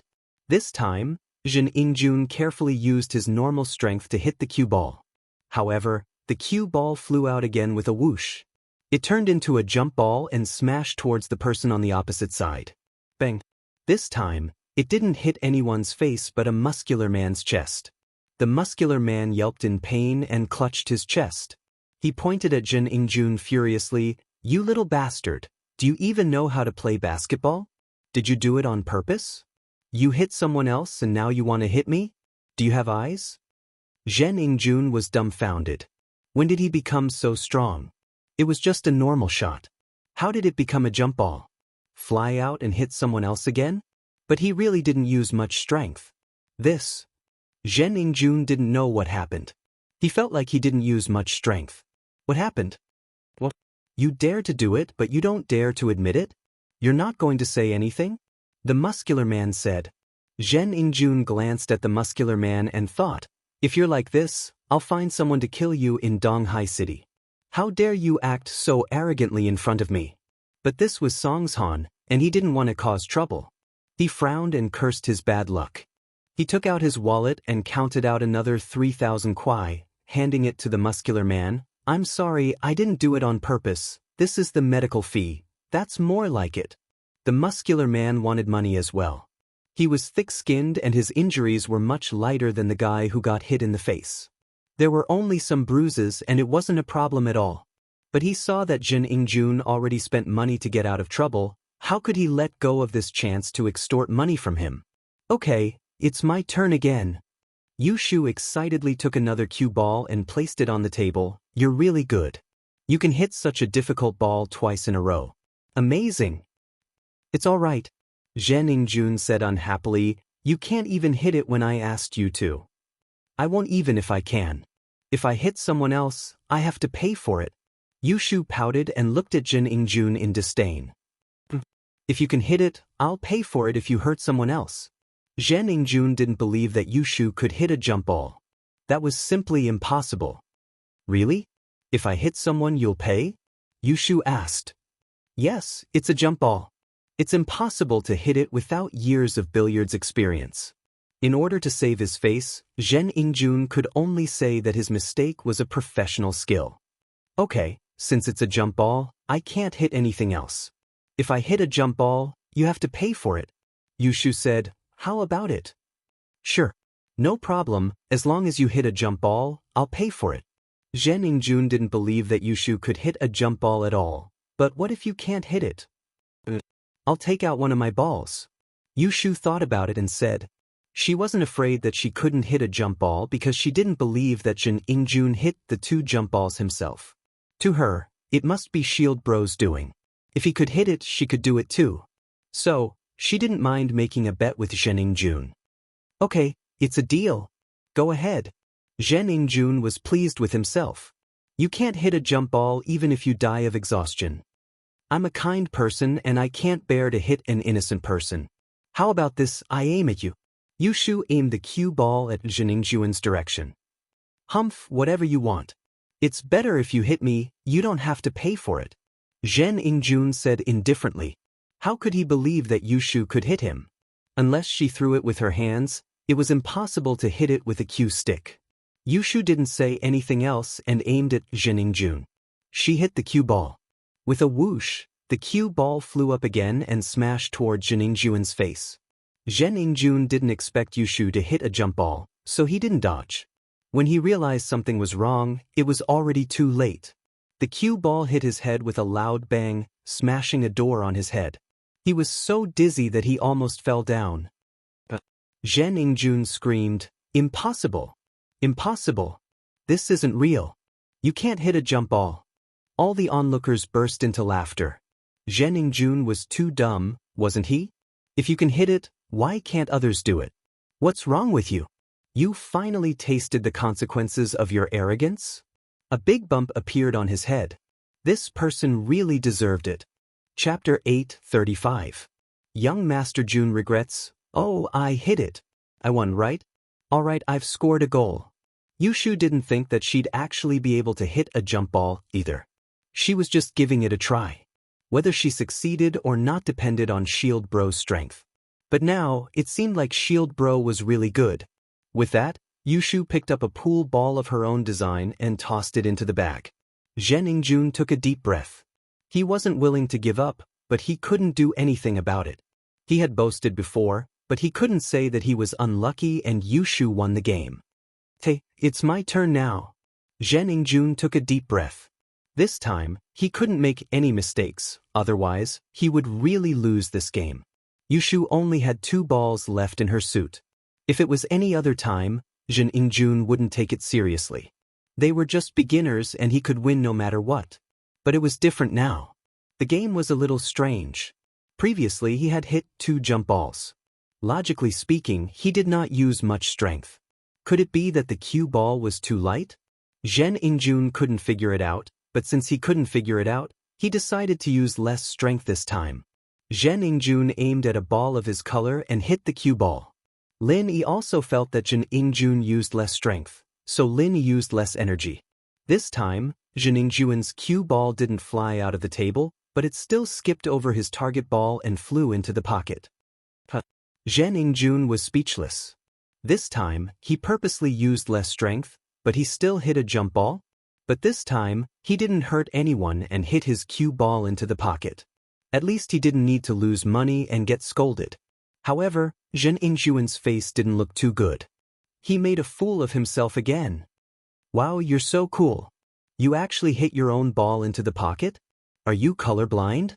Yushu looked at Zhen Yingjun in surprise. "I just didn't control my strength well. It won't happen next time." Zhen Yingjun humphed coldly. He didn't want to argue with Yushu. The more he tried, the more guilty he would seem. Zhen Yingjun wanted to prove it to Yushu with his strength. There was no penalty when playing with Yushu. No matter if he hit the cue ball into the pocket or hit it into the pocket, there wouldn't be a penalty, so it was Yushu's turn. Yushu, too, realized that Shield Bro couldn't change the trajectory of the balls, only the strength of the balls. She wasn't confident that she'd be able to aim at the pocket with the 2 balls on her side, so she decided to throw the cue ball a certain distance away so that she could aim at the other 2 balls. Lin Yi saw that Yushu didn't aim at his ball, so he hit the cue ball into the other 2 balls. Lin Yi to Yushu, Lin Yi to Yushu, Lin Yushu. Lin, from the current angle, Meng Yao could easily hit the ball in front of the cue ball into the pocket as long as she aimed. Meng Yao already guessed that Lin Yi was helping her and it seemed like Shu knew it too. Otherwise, she wouldn't have hit the cue ball into the pocket.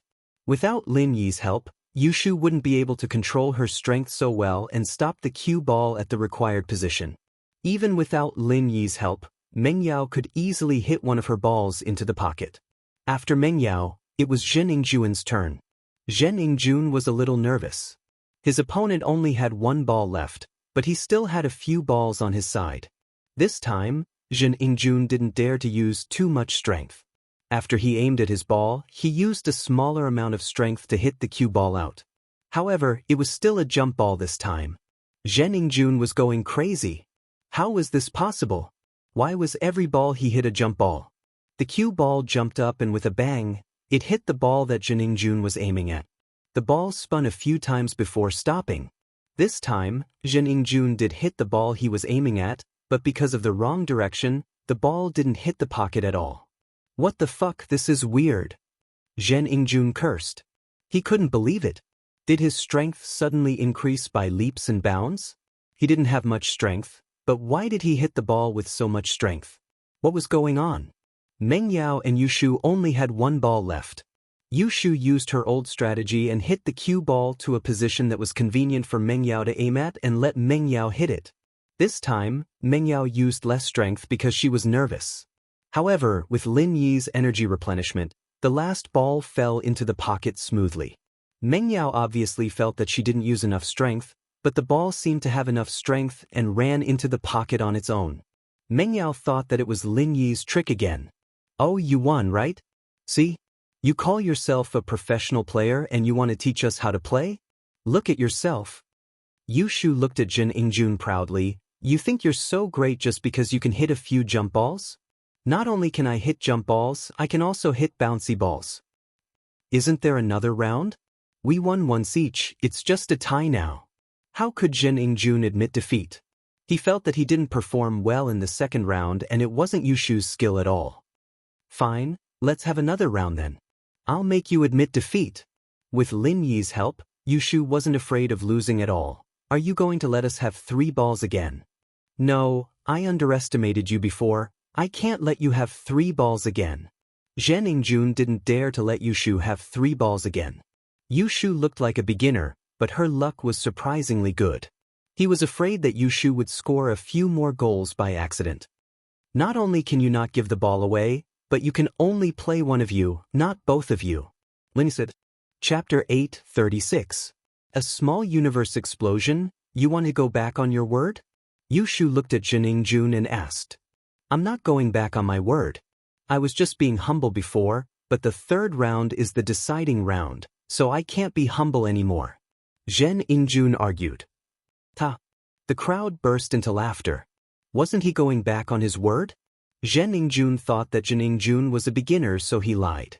Now that he saw that Jin Ingjun was good, he didn't want to be humble anymore. He was obviously going back on his word. Why wasn't he? Zhen Ingjun's face turned red from the laughter, but for the sake of his reputation he didn't care if they laughed at him.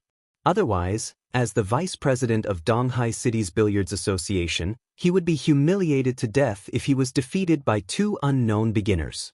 If the news got out, he would be laughed at by everyone he knew. So, it was only a small humiliation today, but it was better than a big one.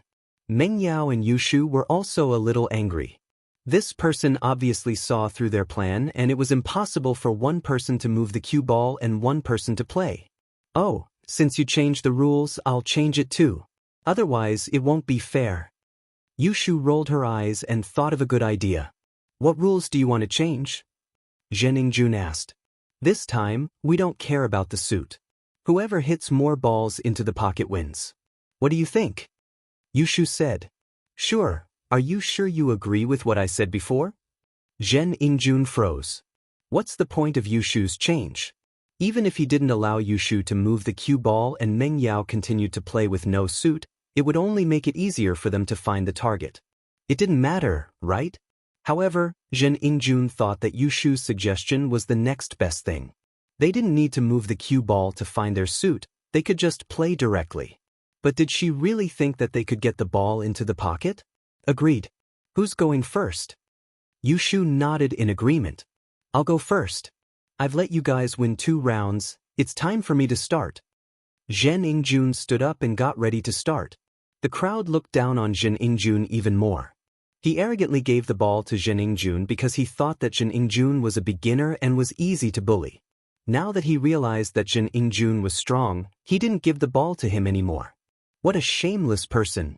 Since Zhen Ingjun used too much strength in the previous 2 shots, he decided to use less strength this time as long as he didn't hit a jump ball. It was more advantageous for him now as he could hit a pool ball at the start of the game.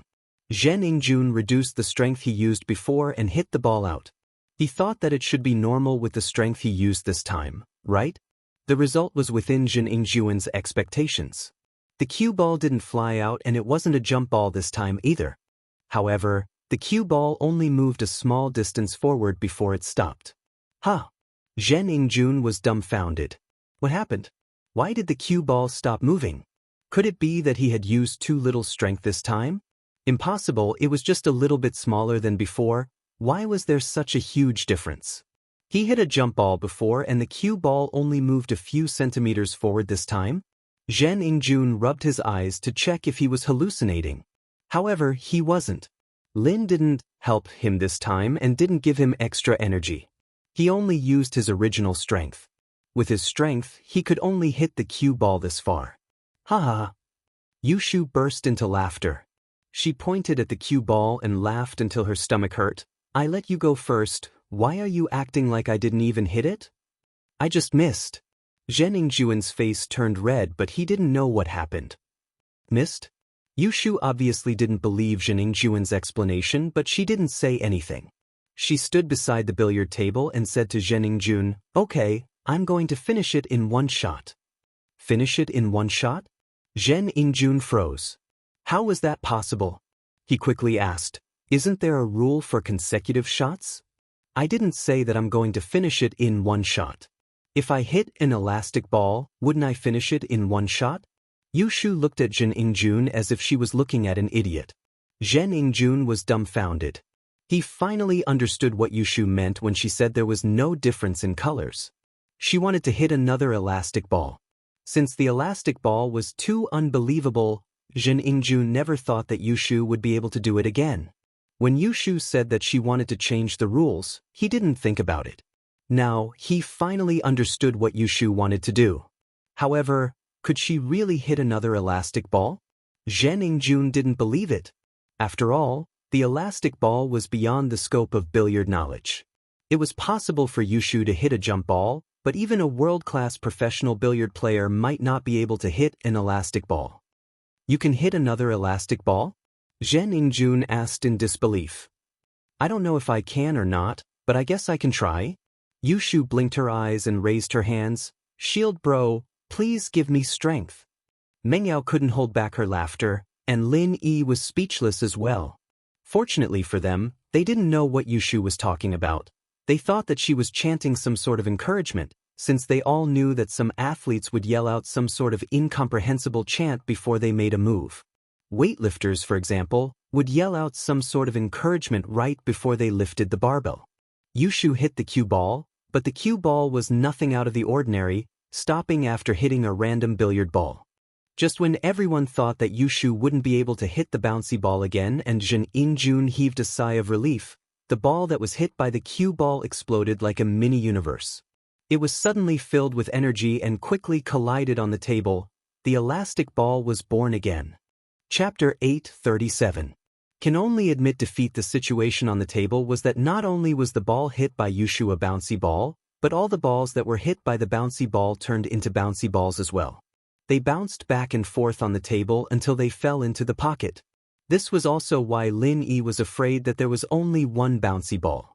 What if he accidentally fell into the pocket? Therefore, he kept injecting energy into the table so that all the moving balls could continue to move until they fell into the pocket and were forced to stop.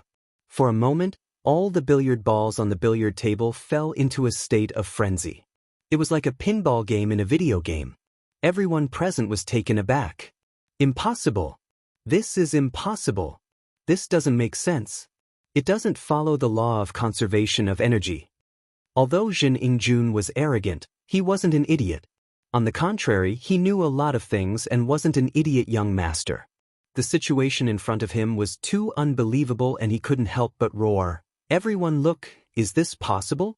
Do you think this makes sense?"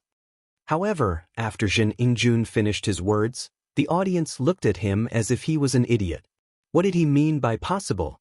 It happened right in front of your eyes and you're still asking if it's possible? Are you lying with your eyes open? How is it possible? Seeing is believing. Are you blind? The hoodlum who got his teeth smashed said unhappily. He got the same compensation as the hoodlum who got his chest smashed. He was unhappy, so he purposely made things difficult for Zheningjuan. That's right, there are all kinds of strange things in the world. Just because you haven't seen it doesn't mean it's impossible. He can hit the bouncy ball. Are you convinced? Another person chimed in. Isn't that right? Just because you can't doesn't mean others can't. What a frog at the bottom of a well. Someone spoke up and more people chimed in. You. Zheningjuan almost fainted from anger. What? I'm so mad. What do you know? You're all illiterate. These balls don't exist. Don't exist? Being called illiterate, the audience was immediately unhappy. I think you're already having mental hallucinations, right? The truth is right in front of your eyes, but you insist that it doesn't exist. Sigh, you've become a fool at such a young age. What a pity. Zheningjuan watched as the balls on the table decreased, but there was nothing he could do. Although he didn't know what was going on, he couldn't find any loopholes. After all, no one touched the balls on the table. Even if someone did, Zhen Yingjun didn't think that this person could control every ball and make them move continuously. Zhen Yingjun let out a long breath. He knew that he would be embarrassing himself if he stayed in the billiards hall any longer. He would definitely lose this round and there was no chance for him to make a comeback. He hadn't even hit the ball yet and all the balls on the table were going to turn into bouncy balls. He would definitely lose if he waited any longer. So, Zhen Yingjun admitted defeat right away. I lost, it's just 20,000 yuan. I'll give it to you. Zhen Yingjun was also happy. If he reneged now, it would damage his reputation. If these people spread the news that the vice president of Donghai City's Billiards Association reneged after losing, he wouldn't be able to face anyone anymore. Zhen Yingjun opened his wallet and realized that he didn't have enough money. He turned to Zhou Ruoguang who wasn't far behind him and said, "Zhou bro, lend me 20,000 yuan first, I'll give it back to you later." Zhou Ruoguang didn't dare to disobey and quickly took out 20,000 yuan from the bar counter and passed it to Zhen Yingjun. "Master Jun." Here, Zhen Yingjun took the money and passed it to Yushu. "Here's the money I lost. But don't let me find out that you cheated, or else, humph." Although Zhen Yingjun didn't say his threat out loud, he was already furious. He didn't plan to let Meng Yao and Yushu go so easily, but he couldn't say it out loud in public, so he had to do it secretly. After giving the money, Zhen Yingjun didn't have the face to stay in the billiards hall any longer. Seeing everyone's mocking expression, Zhen Yingjun was enraged. He quickly walked to the counter and took out a bottle of drink from the fridge. He opened it and gulped it down, calming his anger down a little. He didn't pay after he finished the drink and left the entertainment center through the side door of the billiards hall. He felt wronged and wanted to go out for some fresh air. He would feel uncomfortable if he stayed any longer. Since he lost face, he didn't ask Zhou Ruoguang to accompany him and left the billiards hall alone. Yushu didn't really care about the 20,000 kuai. She wouldn't have ignored the coins that were spat out by the arcade if she cared about the money. She only cared about the excitement of winning the tournament. "I didn't think that I, Genius Shu, could be so good at everything." Yushu stuffed the 20,000 yuan into Lin Yi's hands. I'm done. It's boring, it's nothing to me. I'm hungry, let's go home and eat." Ha! Lin Yi took the money and followed Yushu and Miss to the side door of the billiards hall. If they left from the side door, they could leave the entertainment center directly and didn't have to go through the arcade again. Genius Shu? Isn't it all because of Lin Yi? Meng Yao didn't know how Lin Yi did it, but she knew that it had to be Lin Yi's doing. There was no doubt about it. "Oh, I know. Shield Bro is by my side and after he gave me strength, I'm Genius Shu," Yushu said nonchalantly. Meng Yao was speechless. Why did she feel that Yushu was even more arrogant than Zhen Yingjun? Was she really Genius Shu? Zhen Yingjun walked out of the billiards hall and bumped into an old lady who was scavenging for scraps. The old lady was disabled due to a stroke. Not only was her mouth crooked, but one of her legs wasn't very nimble either. She was struggling to pick up mineral water bottles and cans from a woven silk bag. "Young man, can you give me your bottle?" The old lady saw Zhen Yingjun walk out of the billiards hall with an empty bottle in his hand and walked up to him to ask. Under normal circumstances, everyone would give their empty bottles to her. After all, it was troublesome to look for trash cans, so she might as well do a good deed. Chapter 838. Chapter 838. Shu the Prophet. How could the old lady be Zhen Yingjun's opponent? She was already old and didn't have much strength. Coupled with the fact that she was partially paralyzed, she loosened her grip and the woven bag flew out. The bottles and jars inside fell all over the ground. "Ah dash!" The old lady screamed and looked at Zhen Yingjun in fear, but she didn't dare to retort. She thought she met a hooligan. After all, she met unreasonable people like him before. The old lady could only swallow her anger and looked at Zhen Yingjun sadly. She lowered her head and stumbled to pick up the bottles on the ground. "Fuck, I'm so unlucky." Zhen Yingjun casually threw his bottle in front of the old lady and said fiercely, "Here, trash picker." Meng Yao, Yushu and Lin Yi just walked out of the billiard hall and saw this scene from afar. Miss frowned and felt that Zhen Yingjun was evil. How could he treat a weak old lady like this? However, before Miss said anything, Yushu objected first. "Hey, how can you be so mean? Do you have any sense of civility? How can you treat the old lady like this? Can't you see that her legs are not good and she's handicapped? It's none of your business. Zhen Yingjun was even angrier. Why did this girl care so much? What did it have to do with her when he kicked the old lady? Won't you become old one day? Can you guarantee that you won't be handicapped in the future? If you're handicapped and others treat you like this, will you feel good? Yushu scoffed. It was only then that Lin Yi realized that Yushu had a warm-hearted side to her. Both she and the miss were good people. My family is rich. Why would I come out to pick up trash? Plus, I'm so healthy, how can I become handicapped? It's unreasonable, Zhen Yingjun said in disdain. There are many unreasonable things. Have you seen an elastic ball before today? Nothing is impossible in front of me, the invincible beauty Shu. Yushu blinked. Who knows, maybe you'll become like that old granny, and the old granny's illness will be transferred to you. Right, shield bro? Psycho! How could Zhen Yingjun believe Yushu's nonsense? With a cold snort, he turned around and was about to leave. Wait, why is your back dirty? Lin Yi walked over and casually patted Zhen Yingjun's shoulder.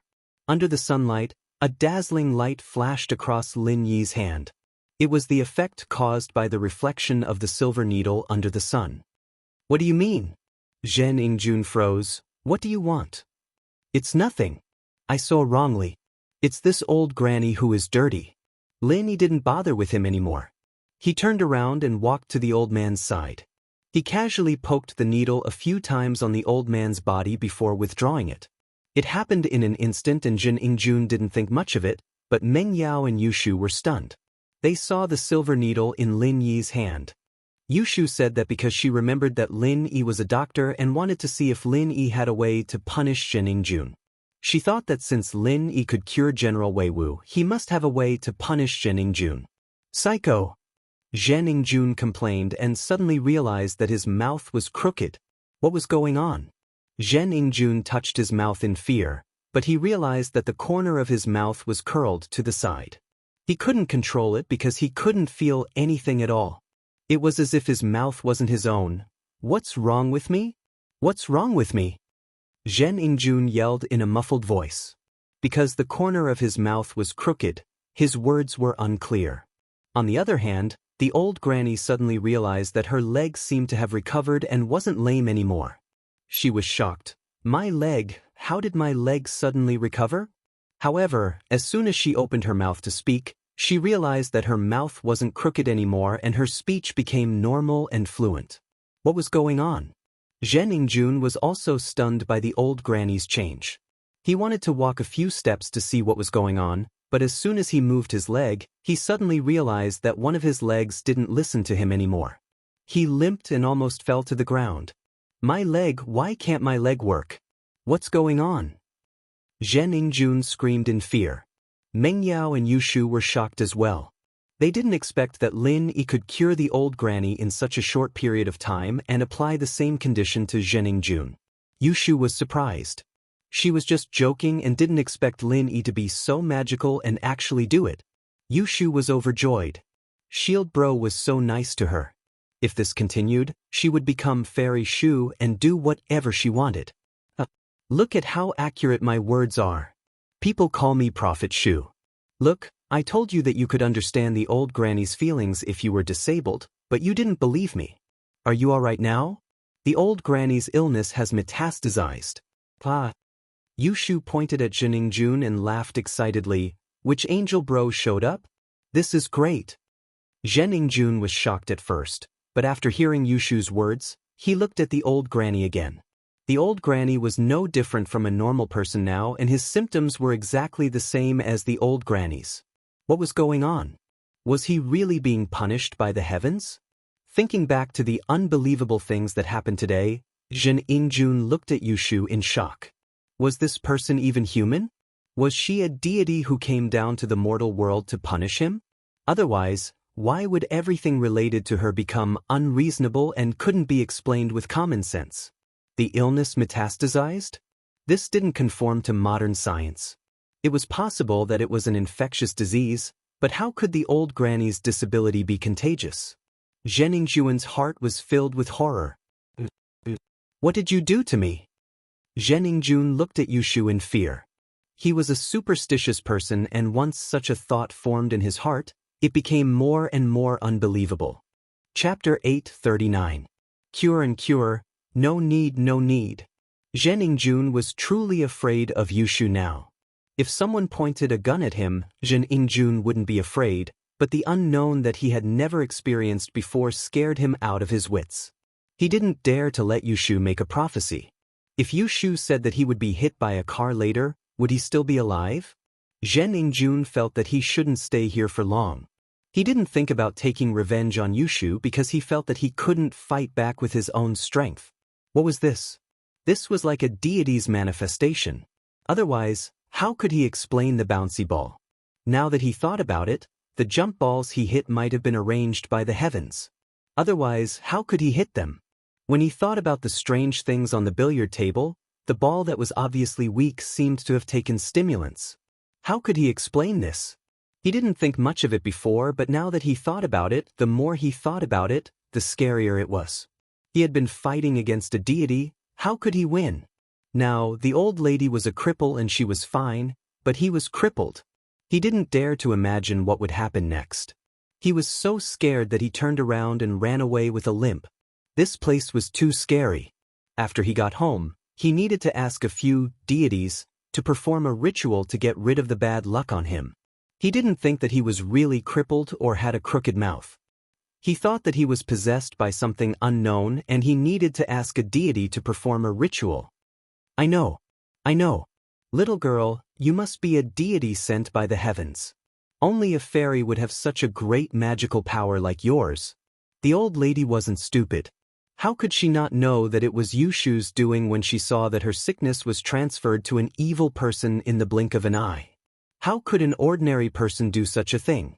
It must be done by a deity. As a result, the old lady subconsciously treated Yushu as a goddess and was about to bow to Yushu. Yushu was shocked. How could she let the old lady bow to her? She quickly held on to her. Grandma, please don't do this. It's not my doing. No matter how thick Yushu's skin was, she couldn't pretend to be a deity in front of the old lady. However, how could the old lady believe it? She only believed in what she saw. If it wasn't for Yushu, how would that gangster be punished? How would she be cured? Mengyao and Yushu had no choice but to leave quickly. The old lady might have to kowtow again later, and they wouldn't be able to handle it. It wasn't until they got in the car that Mengyao asked Lin Yi curiously. Lin, how did you do that?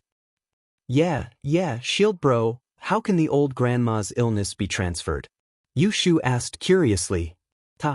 Lin Yi shrugged and started the car. The old lady's illness is just a side effect of a stroke. In other words, it's just a blockage in her meridians. It can be cured with acupuncture. It's just that her family is poor and she hasn't been to the hospital before. Lin Yi was right. The old lady's illness wasn't an illness. It was just a side effect of the blockage in her meridians. Therefore, acupuncture could be used to cure it. However, in order to cure it instantly, Lin Yi had to transfer energy into her meridians. However, Lin Yi didn't tell Mengyao and Yushu because they wouldn't understand even if he did. What about Zheningjun? How did he suddenly get the same illness as the old lady? Mengyao knew that Lin Yi was a great doctor. Her poison and General Wei Wu's injuries were all cured by Lin. However, it was easy to cure but hard to cure. How did Lin Yi create the illness for Zheningjun? Oh, it's the same principle. I used acupuncture to seal a few of his meridians, Lin Yi explained simply. In fact, he used energy to seal the meridians which caused the current situation. I see.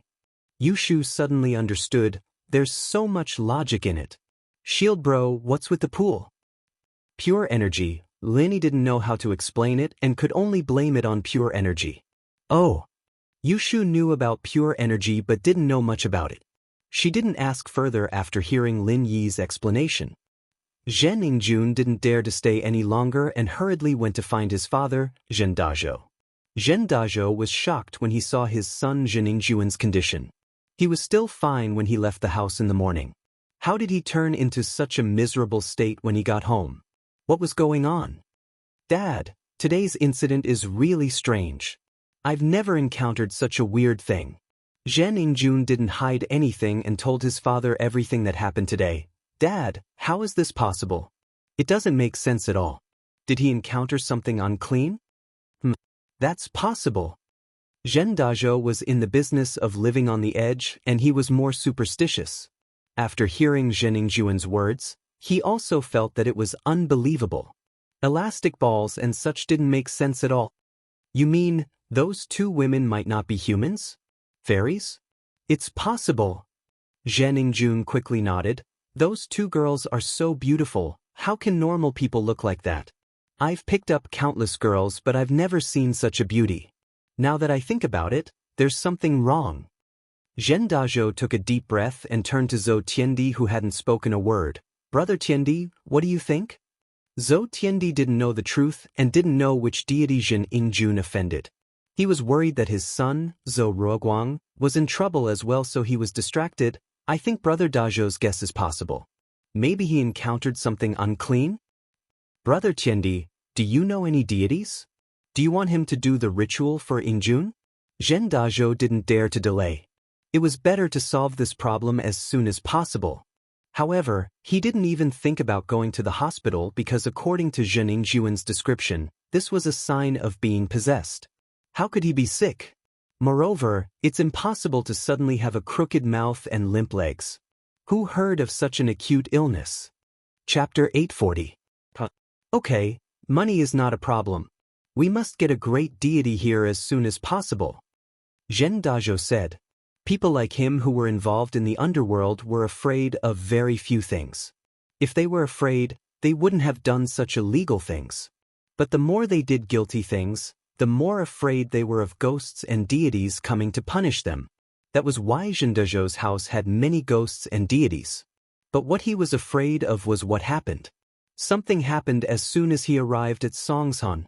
Zhen Dazhou's heart ached as he looked at his son's crooked mouth and limp leg. Son, please ask the great deity to protect you and let you return to normal as soon as possible.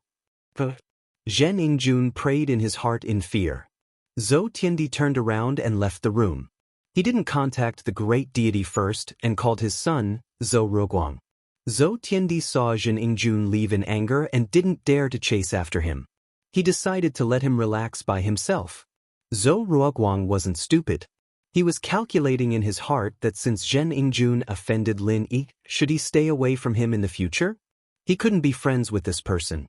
He'd be dead if he dragged him into this. Dad, what's wrong?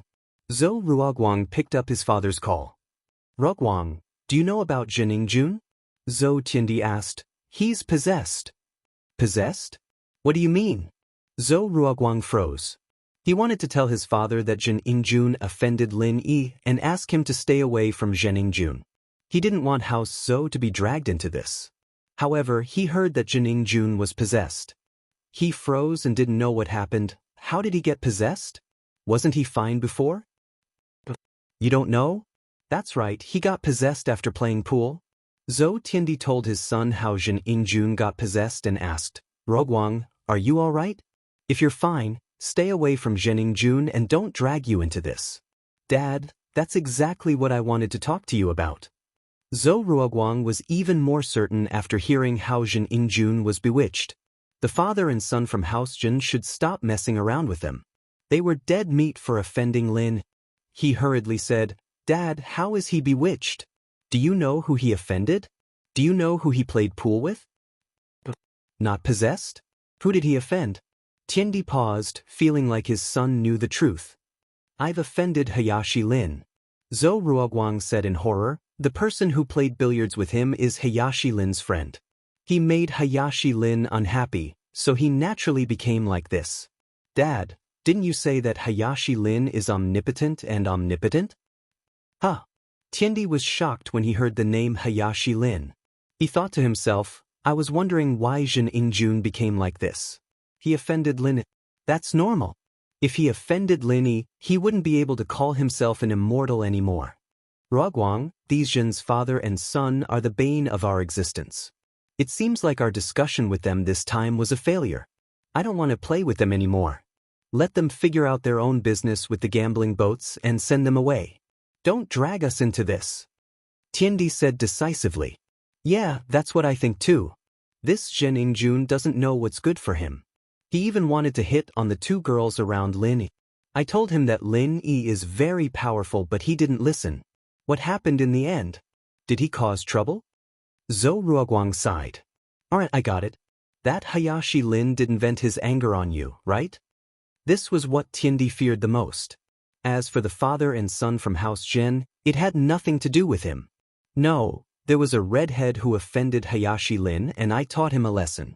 I could tell that Hayashi Lin was quite satisfied with it. Zhou Ruoguang said carefully. That's good. Tiandi nodded. Alright, I've already done my best by contacting a shaman for Zhen Yingjun. Just send them away.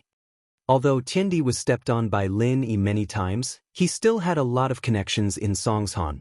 It didn't take long for him to contact a famous shaman. The shaman's name was Aku, and he was quite famous in this area. Anyone who had a wedding or a funeral would ask him to perform a ritual. However, no one could say for sure whether there was a method or not. Some people said that he caught evil spirits with his bare hands, and some said that he could talk to the dead.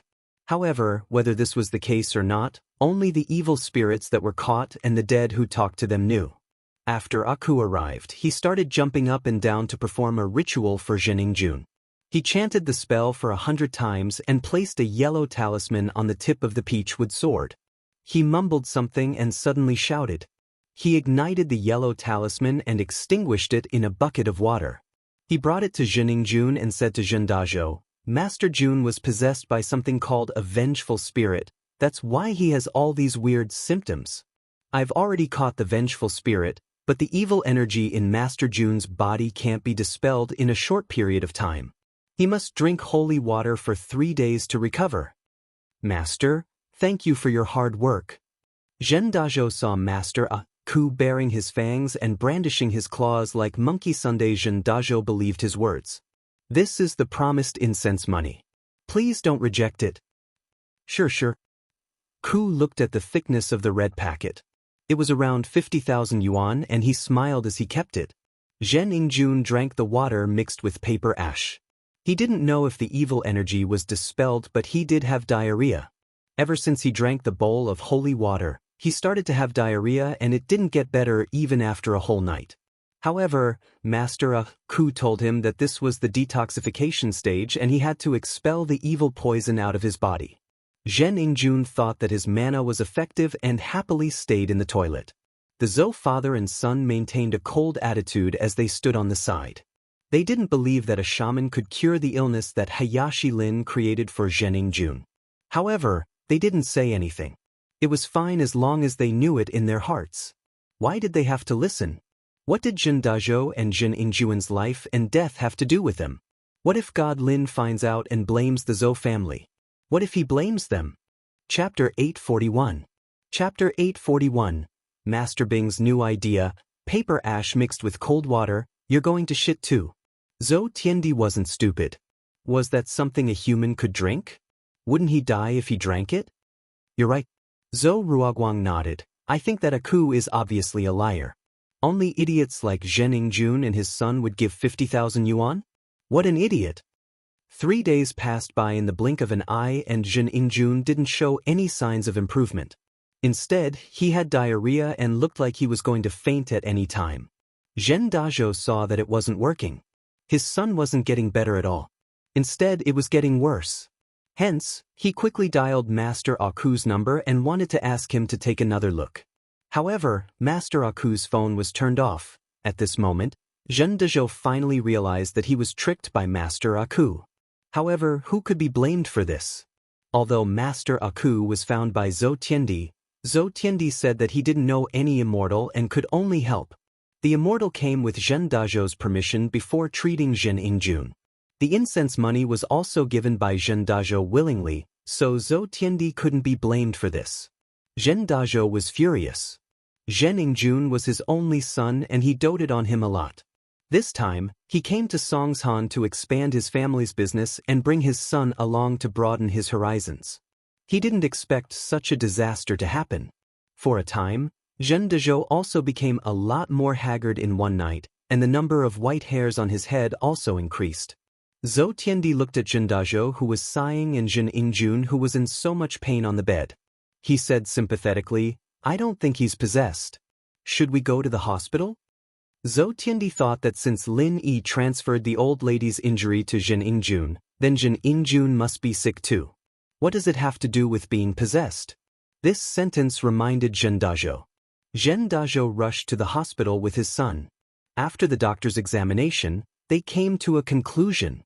Zhen Yingjun's current condition was similar to the sequelae of stroke, epilepsy, and cerebral hemorrhage. There wasn't any immediate treatment for it, so he suggested to go to traditional Chinese massage and acupuncture. After hearing the doctor's words, Zhen Yingjun and Zhen Yingjun finally understood that they weren't bewitched. The sequela of the paralyzed old lady was transferred to Zhen Yingjun. Although she didn't know how it was transferred, the disease did run to Zhen Yingjun. Zhen Yingjun wanted to cry, but no tears came out. Wasn't it because he kicked that old lady's knitting bag? But she didn't have to be so ruthless, directly transferring her illness to herself. The father and son were very depressed. They were fooled by the shaman, but they found out that the truth was not the case at all. Moreover, this disease was not easy to treat. The Chinese medicine hospital's explanation was also very simple. No one could guarantee a complete cure. This kind of sequela could only be treated. Maybe it could be alleviated, and there might be a miracle. After the examination, Zhen Yingjun's meridians were not normal blocked. His condition was different from the old lady's. The old lady's condition was real sequela, but Zhen Yingjun's was a disease created by Lin Yi's energy. The condition of the blocked meridians was also different from normal sequela. In other words, Zhen Yingjun's body looked normal on the surface, but his meridians were blocked by a strange force. This made the Chinese medicine hospital's doctors feel strange. When they asked about Zhen Yingjun's medical history, Zhen Yingjun was too embarrassed to say that he was cursed by the gods and could only answer vaguely. However, the more it was like this, the more the doctors couldn't find a suitable solution. They could only let him treat it first. Treat it? How could Zhen Dezhou let the doctors treat him? He only had one son, and now he became like this. If he didn't cure him, what was the use of having a huge family business without anyone to inherit it? Thus, Zhen Dezhou panicked and asked Zhou Tiandi to investigate the upper class of Songshan City to see if there was a miracle doctor who could cure Zhen Yingjun's condition. Zhen Dezhou was willing to pay 1 million as a reward. Zhen Dezhou was really panicking, otherwise he wouldn't take out so much money. He brought Zhen Yingjun to many specialists, but none of them had a good treatment plan for Zhen Yingjun's condition. There were big hospitals and private clinics, but they all said they would treat him. No one promised that they could cure him. The cooperation between Zhen Dezhou and Zhou Tiandi was temporarily put on hold. In fact, Zhou Tiandi was happy to see this. He didn't dare to have anything to do with the Zhen father and son anymore. These two unlucky bastards offended Lin Yi and caused such a huge disaster. How could he cooperate with them? Dream on. However, Zhou Tiandi was unhappy that since the Zhen father and son didn't want to cooperate, they should just leave. Why were they still here? Didn't Donghai also have great doctors? Why did they have to stay in Songshan City? In fact, Zhen Dezhou still had some superstitious thoughts in his heart. He thought that since Zhen Yingjun's problem happened in Songshan City, there must be a solution in Songshan City. There was a cycle of cause and effect. This was the reason why he insisted on staying in Songshan City temporarily. In the floating cloud bar, Xihua reported the recent happenings in Songshan to the wheelchair-bound Zhao Qibing. The demolition went smoothly, and the residents of the slums happily moved away after receiving the compensation. It was just that the compensation was a little too much for them to pay. After reporting about the demolition, Xihua told Zhao Qibing about what happened to the Zhen father and son from Donghai and how they asked for help. He didn't expect Zhao Qibing's eyes to light up after hearing it. He said he's going to pay 1 million as a reward? This business seems to be quite profitable? That's true. After all, life is more important than money. Xihua nodded and said, and I heard that Zhen Yingjun's illness is quite strange. He got it because he offended Lin. There was no such thing as an impenetrable wall in this world. especially when Zhou Tiandi and Zhou Ruoguang knew about it. There was no need to keep it a secret. In the upper class of Songshan City, everyone basically knew that Jin Ingjun offended Lin Yi and got what he deserved. Who was Lin Yi? He was the ruthless person who crippled Zhao Qibing and pushed down Qibing's skyscraper. Those young masters with a high status all knew about this, but they didn't dare to bring it up because of Zhao Qibing's power. Chapter 842. Master Bing's wisdom. He got it because he offended Lin Yi? What does that mean? Did Lin Yi create his illness for him? Yao Wang held a grudge against Lin. He always thought that if he claimed to be the second best in the world of medicine, no one would dare to claim to be the first. Previously, he thought that Lin Yi recovered quickly because of Guan Xuemin's help. Yao Wang also thought that Guan Xuemin was the one who solved the poisoning incident in the school, so he wanted to compete with him. But after Li Dilei's incident, Yao Wang realized that it wasn't what he thought. Lin Yi was the hidden medical master behind the scenes. Everything was caused by Lin. I'm not sure about that, but the situation was really weird. Zihua recounted the situation, his hair standing on end. It was said that in a split second, the old lady's illness was transferred to Jiningjun. It's really weird. I don't know if it's true or not, or if it's just a rumor or something else. Zihua said as he recounted the situation to Jiningjun. It said that in a split second, the old lady's illness was transferred to Jiningjun. It sounds really weird. I don't know if it's true or not, a rumor or something. The old lady's illness was transferred to Jiningjun? Yao Wang didn't quite believe Zihua's words. You're saying that the old lady had hemiplegia and her crooked mouth and lame legs were transferred to Jiningjun all of a sudden? Is that so? That's what I heard. Zihua nodded. Logically speaking, that's impossible, Yao Wang sighed. Yao Wang thought for a moment and said, however, it's possible if you have high medical skills. However, you don't have to transfer it. Instead, you have to cure the old lady's illness first and then create the same illness on Jiningjun. One is to cure the illness, and the other is to control it. It seems to be a transfer, but that's just an outsider's understanding. Hiss. Zihua sucked in a cold breath. In such a short period of time, Lin Yi cured one and controlled another? I can do that too. The king pharmacist snorted and said with some conceit, I, the king pharmacist, am not best at healing, but at harming people. This kind of insignificant skill is nothing to me. I see, I thought there was something wrong with this whole thing, but after Yao Wang's explanation, I see. Zihua nodded. Forget it, let's not talk about him anymore. Since that's the case, let's not talk about him. Master Bing about the demolition of the orphanage. Wait, let's put the orphanage aside first. I've thought of a better way to make money. Zhao Qibing waved his hand. When he heard that Jin Dazhou invested 1 million to treat Jiningjun's illness, he started to plan this. Treating illnesses is quite profitable now. Look at that miracle Dr. Guan. People are thanking him profusely for treating people's illnesses. Why don't we start treating people as well? Those rich people are all very rich, and nothing is more important than their lives. We can also treat them and make money. Master Bing is wise. Zihua heard Master Bing's words and thought that this was indeed a way to make money, but he didn't know if Yao Wang would cooperate. He turned around and looked at Yao Wang. I'm sent by the head of the house to assist Master Bing. Yao Wang will do whatever Master Bing says. Yao Wang didn't think much of it. No matter what he did, he would serve House Zhao, so it didn't matter to him. He just felt that the price was a little low. With his skills, was it only worth 1 million to treat an illness?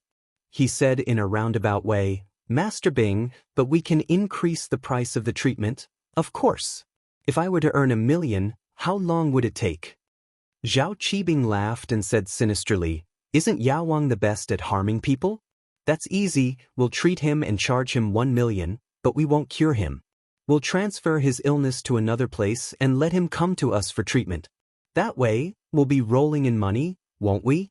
Of course, we have to do it discreetly, we can't let them see through us. That's brilliant, really brilliant. Zihua said in admiration, Master Bing, you're really smart, coming up with such an evil plan. I didn't even think of it. Of course, don't we have a miracle Dr. Guan, Dr. Kong or something like that? We'll have a Zhao Yao Wang, and once we make a name for ourselves, we'll have as much money as we want. Zhao Qibing said proudly. Master Bing's idea is quite feasible. Yao Wang didn't object. He was a sinister person, healing and harming people was his forte. This way, the profit from one patient wouldn't be as simple as 1 million. Medical skills could save lives, but it could also harm people. Medical practitioners were proficient in the structure of the human body. This was especially so for TCM practitioners. They could even create illnesses through certain means. Nowadays, most doctors studied medicine to save people.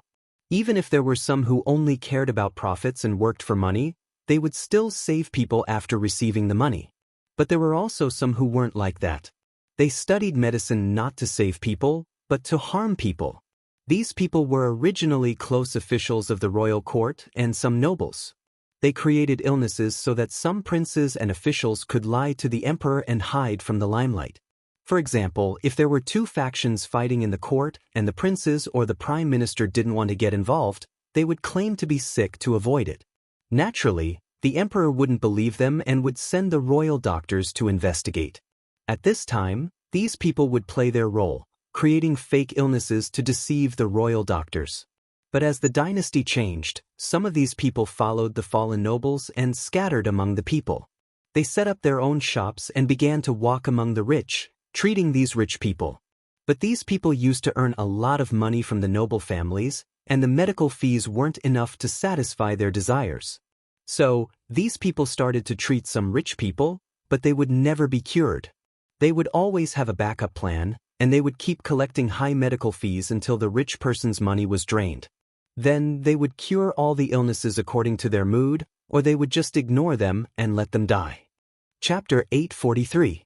The Zhen family seeks medical treatment. However, he still had the ability to cure illnesses, so he agreed to Qibing's suggestion. Go spread the news that Yao Wang is starting to make house calls, specializing in solving difficult and complicated illnesses.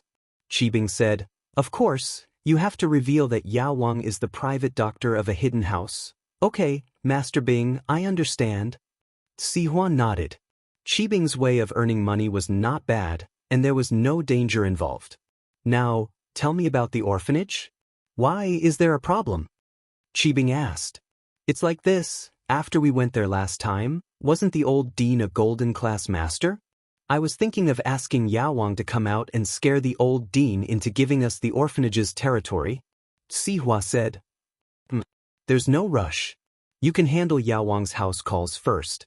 After all, we'll be able to see the money soon. It'll take some time to demolish the orphanage. Qibing said. Okay. Sihua nodded and went out to spread the news. Zhen Dazhou asked Zhou Tiandi to find out about the miracle doctors who served the rich. He felt that normal doctors couldn't cure Zhening Zhuan's illness anymore. Only miracle doctors could. Heaven rewarded those who worked hard. Zhen Dazhou didn't think that House Zhao's private doctor would make house calls so soon. As one of the reputable people in East Ocean City, Zhen Dazhou naturally knew some news about the hidden aristocratic family, the Zhao family, who was entrenched in East Ocean City. However, people like him didn't have the chance to interact with the Zhao family. Even so, he knew that the Zhao family was a very powerful existence. When he heard that House Zhao's private doctor made house calls, he quickly sent Jin Ingjun over. From his perspective, House Zhao's private doctor must be much better than the doctors outside. And so, Zhen Ingjun became Yao Wang's first patient. What's going on? Yao Wang glanced at Zhen Ingjun, whose face was crooked and legs were cramping. He pretended that he didn't know anything and asked faintly. My son, Zhen Ingjun, I don't know why, but he was possessed and became like this. Zhen Dazhou thought that there was no need to talk about the process of his son's illness. He might as well talk about the illness. What's your son's name? Zhen Ingjun? He's really handsome. Zhao Qibing couldn't help but chuckle when he saw Zhen Ingjun's current appearance. How was he handsome at all? Zhen Dazhou knew Zhao Qibing. He knew that he was a famous young master in Donghai City. He had heard of his background as a hidden noble house, so when he saw Yao Wang beside him, he didn't suspect anything. He trusted Yao Wang wholeheartedly and sincerely allowed him to treat him. He didn't dare to get angry when he saw Qibing laughing. He smiled bitterly. My son used to be quite spirited, but now he can't even go out and meet people. Everyone laughs like Master Bing when they hear his name. Zhao Qibing couldn't help but laugh, but he regretted it after laughing. He was trying to get money from Dazhou, how could he piss him off? But after hearing Dazhou's words, Zhao Qibing breathed a sigh of relief.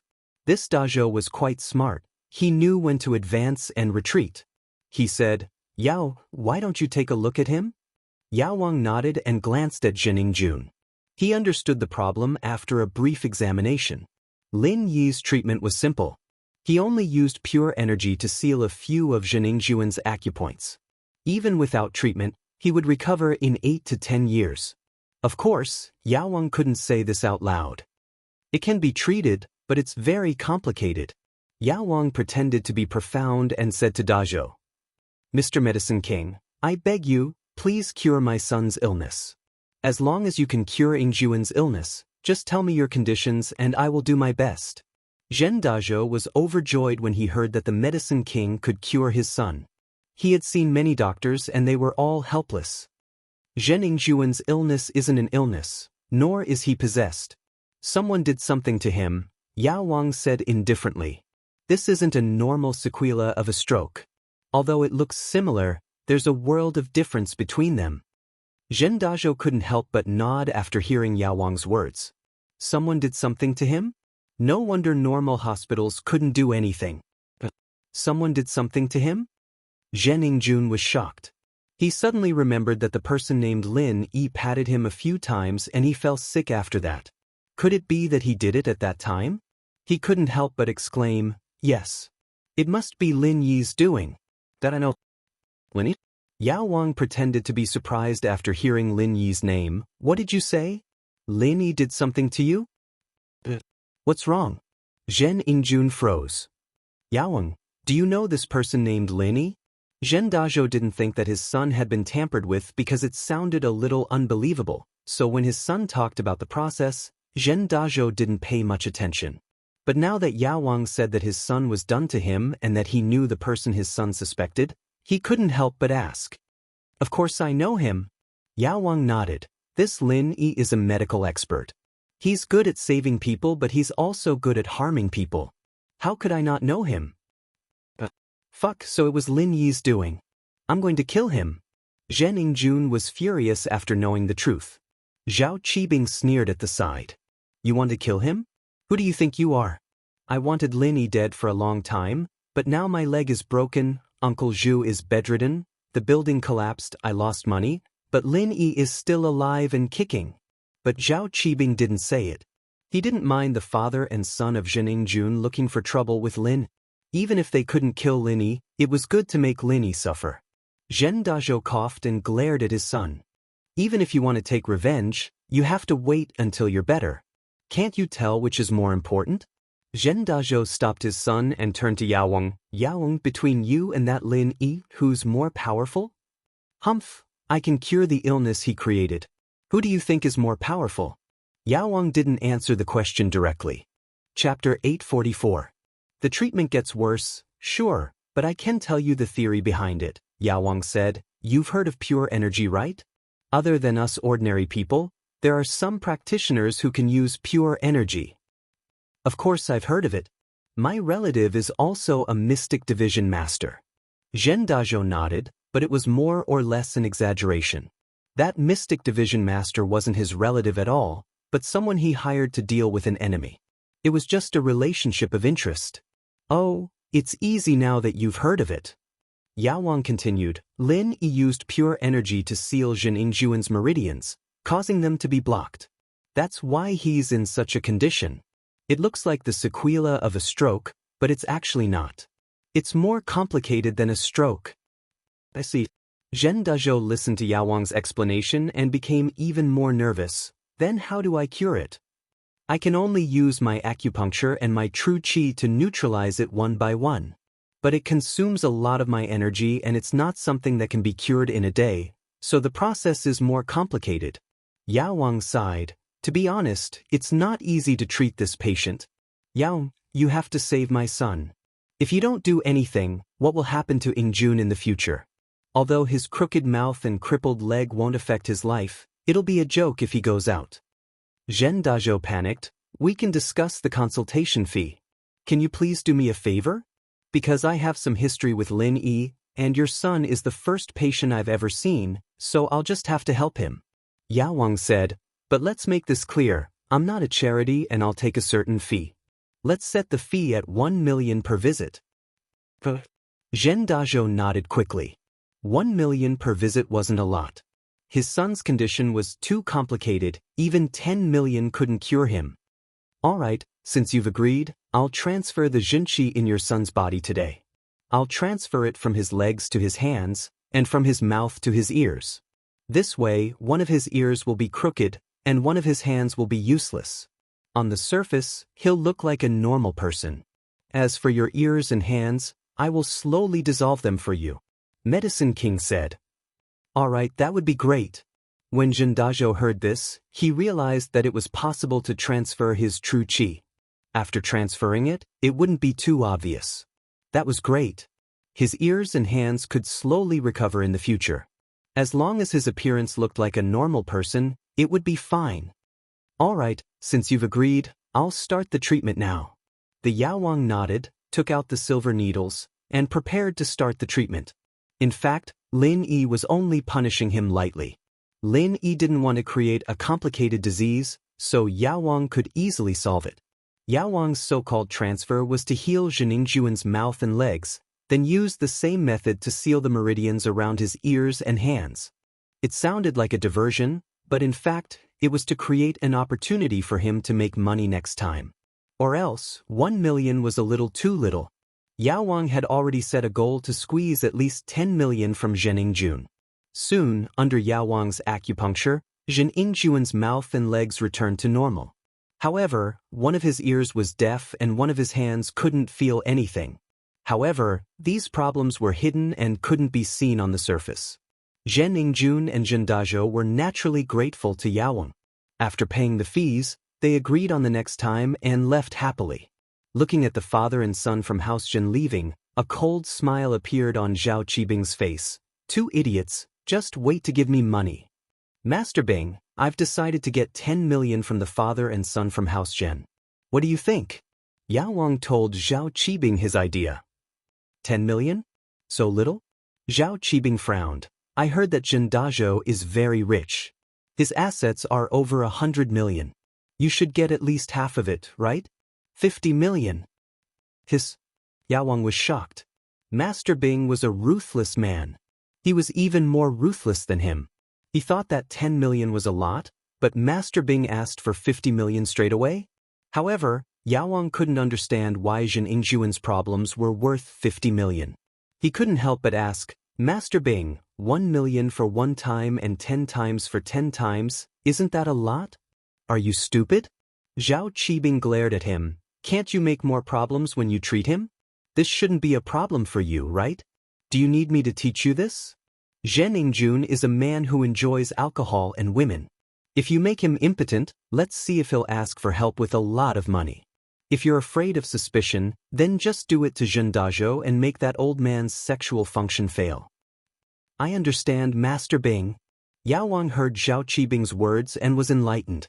Even a black-hearted doctor like him wasn't as black-hearted as Master Bing. Master Bing was too black-hearted. Almost all the famous people in Songshan knew that Zheningjuan had a strange disease. It caused a huge commotion, and it wasn't a secret that Zhen Dazhou asked Zhou Tiandi to search for a doctor. However, the news that Zheningjuan's disease was cured by a new Zhao Yaowang shocked everyone. In the past, everyone in Songshan knew that Guan Xuemin was a miracle doctor. They didn't expect that there would be another Zhao Yaowang who seemed to be even better than Guan Xuemin. Everyone saw Zheningjuan's condition. His mouth was crooked and his legs were lame. They went to the hospital for a checkup, but there was nothing they could do.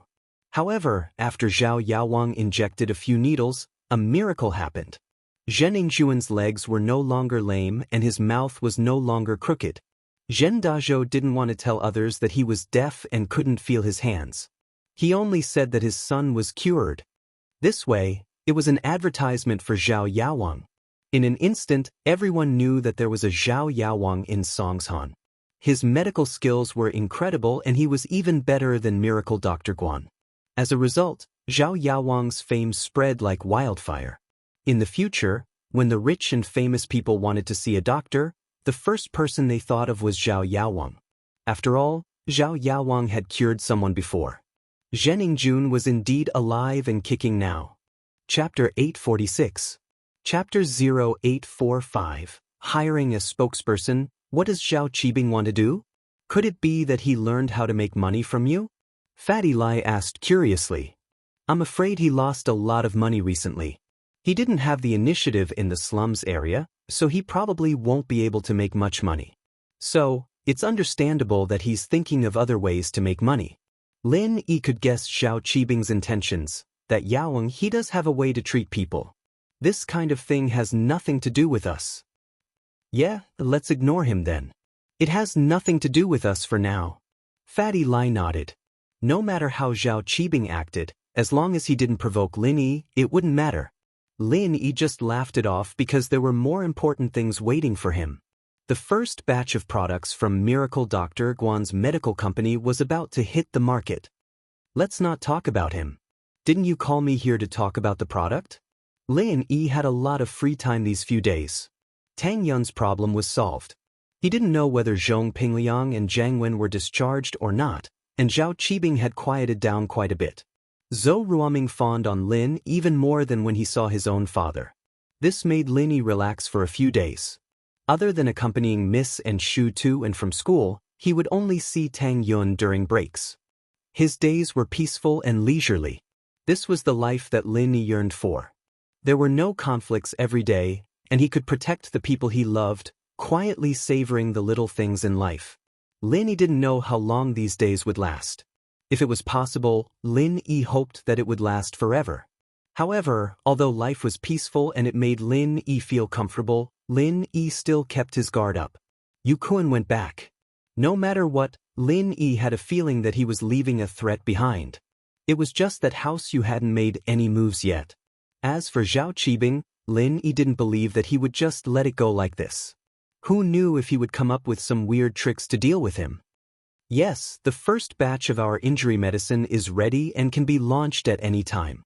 Fatty Lai said. However, when our company opened, we didn't hold any ceremony. Although Miracle Dr. Guan's medical company is quite famous outside, we still need to hold a product launch for the release of a new product. Press conference? Why is it so troublesome?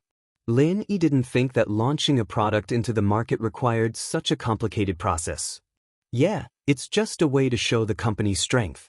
It's just like Qibing real estate companies building completion ceremony. Fatty Lai was an expert in business, so it was natural for him to be able to make sense of it. It's just that we ruined his completion ceremony.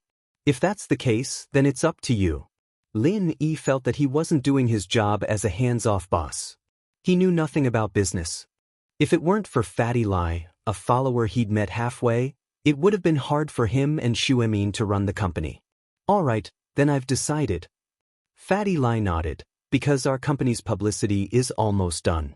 Now is the best time to go public. Once our product is launched, there will be a lot of media outlets promoting us for free. But, according to the usual practice of many companies, they usually hire celebrities to boost the popularity of their new product launch. Celebrities? You know them? Lin Yi wasn't interested in celebrities and he didn't watch TV. To him, celebrities weren't as cute as the girls at home. I don't know. Fatty Lai smiled bitterly, but money makes the world go round. As long as we're willing to pay, it's easy to hire a spokesperson. Oh, it's up to you then, Lin Yi shrugged and said indifferently. Then, boss, do you have any good candidates in mind? Fatty Lai knew that many companies hired celebrities to be their spokesperson not only to bring popularity to their products, but also because the boss of the company was a fan of the celebrity. So, Fatty Lai wanted to ask Lin Yi which celebrity he liked. Candidate? Lin Yi paused. He didn't know any celebrities, so how could he know? But suddenly, a name popped up in his head. Is there a celebrity called Su Shirhan? Lin Yi remembered buying Su Shirhan's album for Miss and Shu. He also saw Miss and Shu watching her concert in the villa.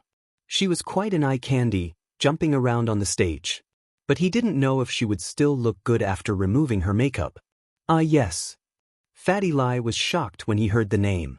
He nodded. Boss, Su Shirhan is a top singer. Fatty Lai calculated in his heart. How much would it cost to hire Su Shirhan to be their spokesperson? Su Shirhan was super popular right now. A lot of middle school students were her fans. Her status must be high. But since it was Lin Yi who suggested it, Fatty Lai didn't say anything. He just had to try his best. Oh, then invite her. Lin Yi didn't think that Su Shirhan was powerful, so he didn't think much of it. He only heard that Miss Shu and Tang Yun were her fans. Lin Yi just wanted to invite them to have some fun. As for Lin Yi himself, he didn't even look at celebrities in detail. Naturally, he wasn't her fan. Okay, I'll try my best. Fatty Lai nodded and noted it down. Oh right, boss. Are you going to the product launch? I'll pass. Lin Yi shook his head. This medical company was just for fun. Lin Yi wanted to use it to earn some pocket money. But as his friendship with Miss Shu deepened, Lin Yi didn't feel like he was living under someone else's roof anymore. Although, Lin Yi didn't know if it counted as friendship. Anyway, Missy didn't look down on him anymore. Furthermore, Missy was someone who didn't care much about money. So now that the medical company was established, it was a public service. It was impossible to earn money in a short period of time. The price of the medicine was set low, so it could compete with Dr. Kang's golden creation. Fatty Lai knew that Lin Yi always kept a low profile, so he asked before. Since Lin Yi didn't want to participate, he didn't force him. He continued, Boss, about Kong Xiaobo and Fin, I've arranged it like this. What do you think? Chapter 847.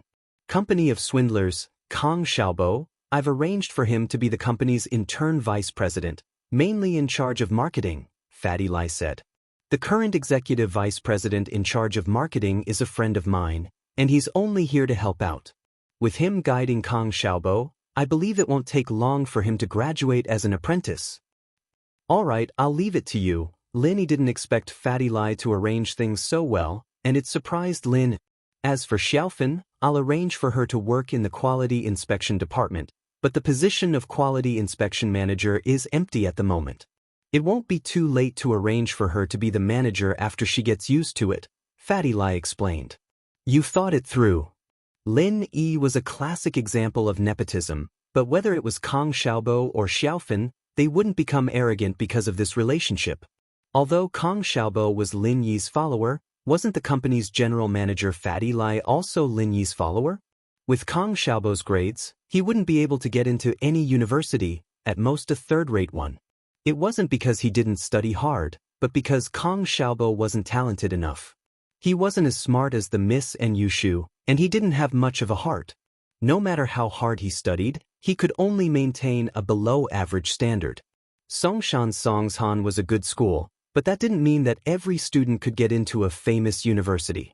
Students like Xiaobo who weren't good at studying could get into a better university if they had some connections or money, but those who didn't have any connections or money could only get into a third-rate university. Kong Xiaobo had thought things through a while ago, so he decided to put his studies aside and put his energy into managing the company. He could just get into a third-rate university to pass his time, and when the company had some results, he could study for an MBA or something. It wasn't a bad way out. Evidently, Kong Fu and Kong Mu had thought it through as well. What was the point of studying hard for 10 years? Wasn't it just a good job in the future? Now, he had a job and it was a deputy general manager. In this day and age, even if you were a PhD student who had returned from abroad, without any experience or connections, it was impossible to give you a deputy general manager position. After Lin Yi left, Fatty Lai started looking for connections and connections. The contact information of the celebrities in the entertainment industry might be a secret to the common people, but it wasn't the same for the rich businessmen. They were always looking for endorsements, and the entertainment companies were more than willing to work with them. Fatty Lai quickly found the entertainment company Su Shirhan belonged to and contacted her manager. Needless to say, the manager of a superstar like Su Shirhan was very arrogant. She picked up the phone and hurriedly asked, "Who are you? What's the matter?" The way she spoke made Fatty Lai frown, but he still said patiently, "Hello, I'm from a company, and I want to cooperate with Miss Su Shirhan." The manager's tone softened a little after hearing that Fatty Lai was from a company, but it was still cold. "Which company are you from? What kind of strength? Why would he want to collaborate with Miss Su? Are you attending an event or endorsing a product?" The manager couldn't be blamed for being cold. There were a lot of people calling to harass Su Shirhan, and the manager couldn't be more annoyed every day. Before confirming the identity of the person calling, she couldn't let her guard down. "Hello, I'm the CEO of Miracle Dr. Guan's medical company, Lai Cheng.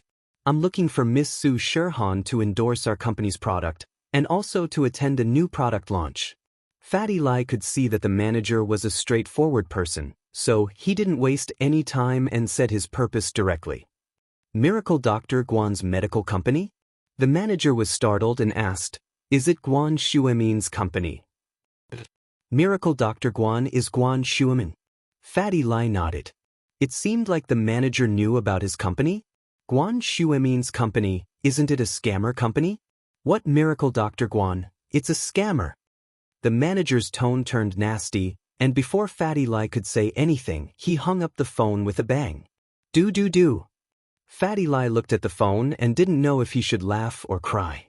How did Guan Xuemin become a scammer? His own company, how did it become a scammer company? When did he offend Su Shirhan's manager? "Wang sis, why are you talking so loudly? Why are you calling him a scammer?" A heavenly voice sounded from behind Sister Wang. A girl wearing a bathrobe, with fair skin and a slight blush, walked over. She looked like a fairy who had just come out of the bath. Her hair was still wet, and it was casually scattered. Her pretty face didn't have the slightest bit of makeup on, but she still looked very lovely. She was the superstar Su Shirhan, who had countless fans and was the idol of many middle school and university students. But at this moment, she didn't act like a superstar at all. She walked behind the manager like a mischievous girl and bent down to look at her phone, wanting to see who she was calling. "Han, are you feeling better?" Wang Sis's cold expression changed, and a concerned expression appeared on her face as she turned to look at Su Shirhan. I'm fine. Su Shirhan shook her head and smiled sweetly. "Wang Sis, don't worry about me. Right, you haven't told me yet? What happened before? Also, Wang Sis, why is your temper so bad these days? You're always so cold when you pick up the phone." "It's not that I'm cold, but there are some entertainment reporters who always pretend to be fans and collaborators, spying on this and that. It's annoying me." Wang Sis sighed. "Looks like I'll have to change the phone number after a while. Too many people know this number." "But what if it's really a call to collaborate?" Su Shirhan nodded and asked. "I can tell with just a few words whether it's a collaboration or not. Some people have too much money and purposely call to have fun. Our Han isn't that kind of person. If you want to chase after a celebrity, go find someone else." Wang Sis had been a manager for a few years, and she had a pair of sharp eyes. The companies that could really afford to collaborate with Su Shirhan were all big and famous companies, not some unknown small company. Chapter 848. The celebrity's strange illness. When she grew up and entered the entertainment industry, it was Wang Sis who acted as her manager, shielding her from the wind and rain. Although Wang Sis wasn't her real sister, in Su Shirhan's eyes, she was more or less like a real sister. Now that she was earning money, Su Shirhan would always split the income into two, one under Wang Sis's name. Although Wang Sis didn't want it, Su Shirhan still insisted. "No, it's a scammer company." Wang Sis shook her head. "It's that Guan Xuemin, Miracle Dr. Guan's medical company. It's been hyped up on TV and newspapers recently, but it's actually a scammer. Haha." Su Shirhan heard Wang Sis's words and couldn't help but smile helplessly. "Wang Sis, Elder Guan is an expert in the medical world. How can he be a scammer? If he's not a scammer, then why can't he cure your illness? After acupuncture for so long, there's no improvement at all. He even said that he could cure it." Wang Sis said with disdain. "You can't say that. So many hospitals couldn't cure it either, right?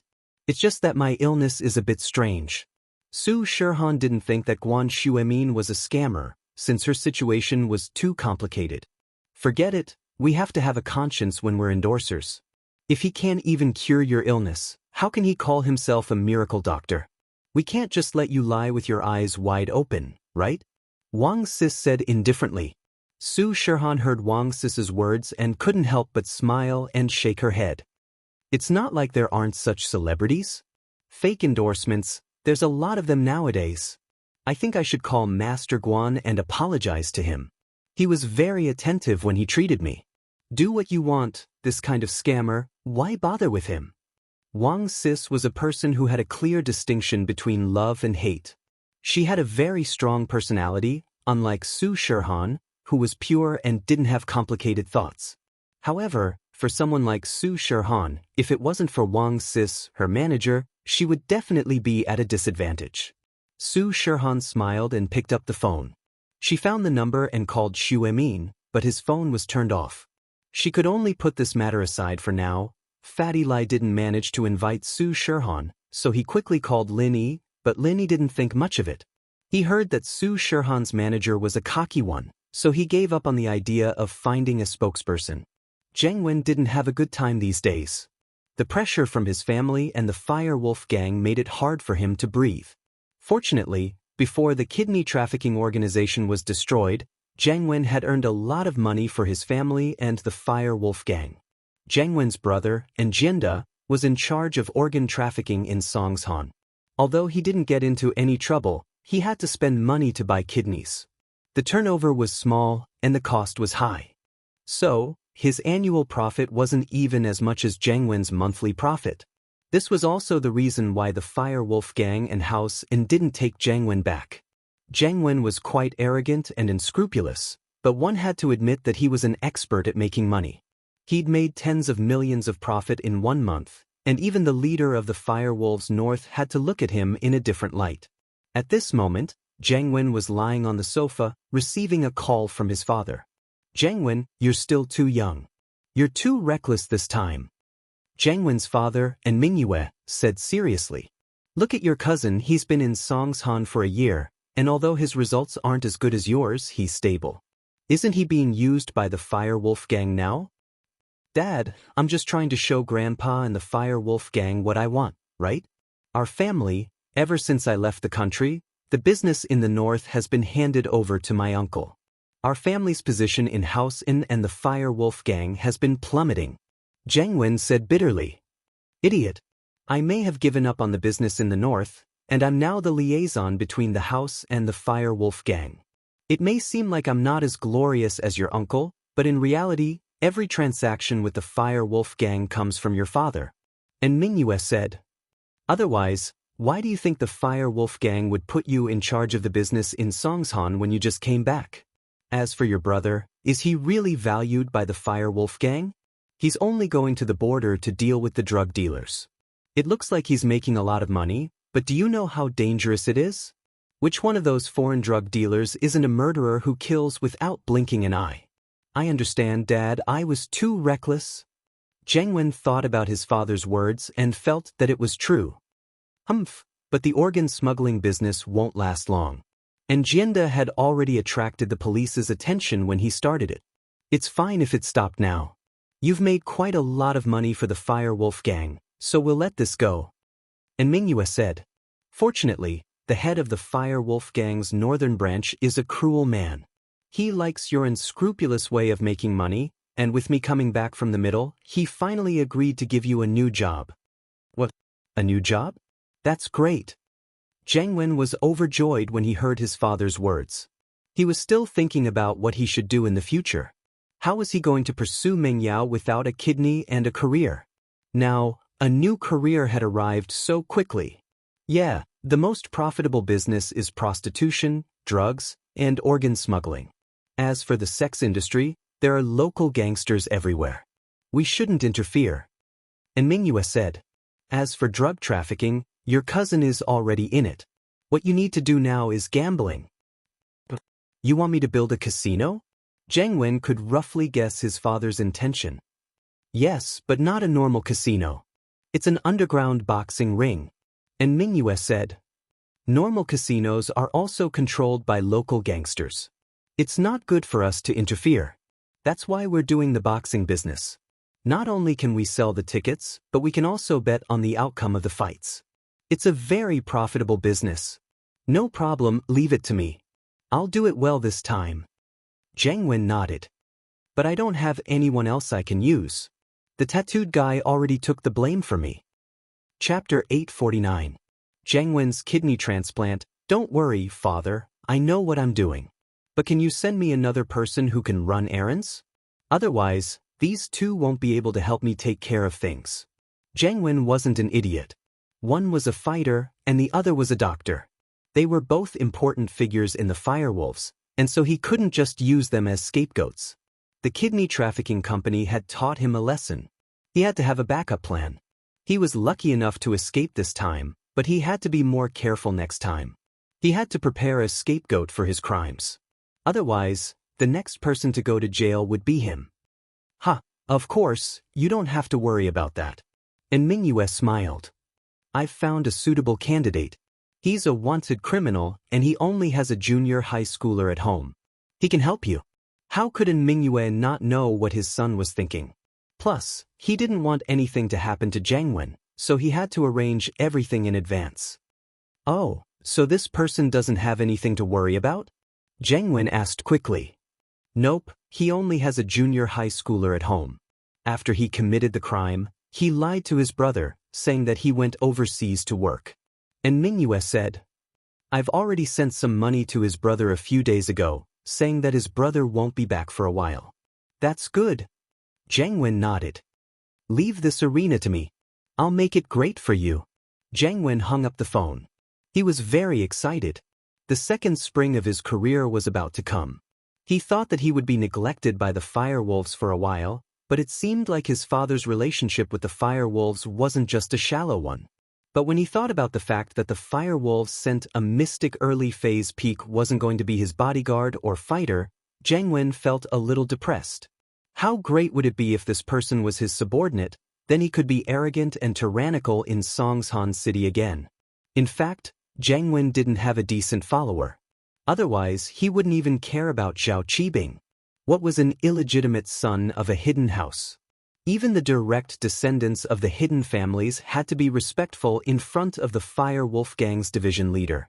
This was also why Zhang Wen didn't give Qibing any face. Qibing knew that Zhang Wen had the Fire Wolves behind him, so he didn't dare to act recklessly. However, the secrets of the Fire Wolves were only known to those who stood at a certain level.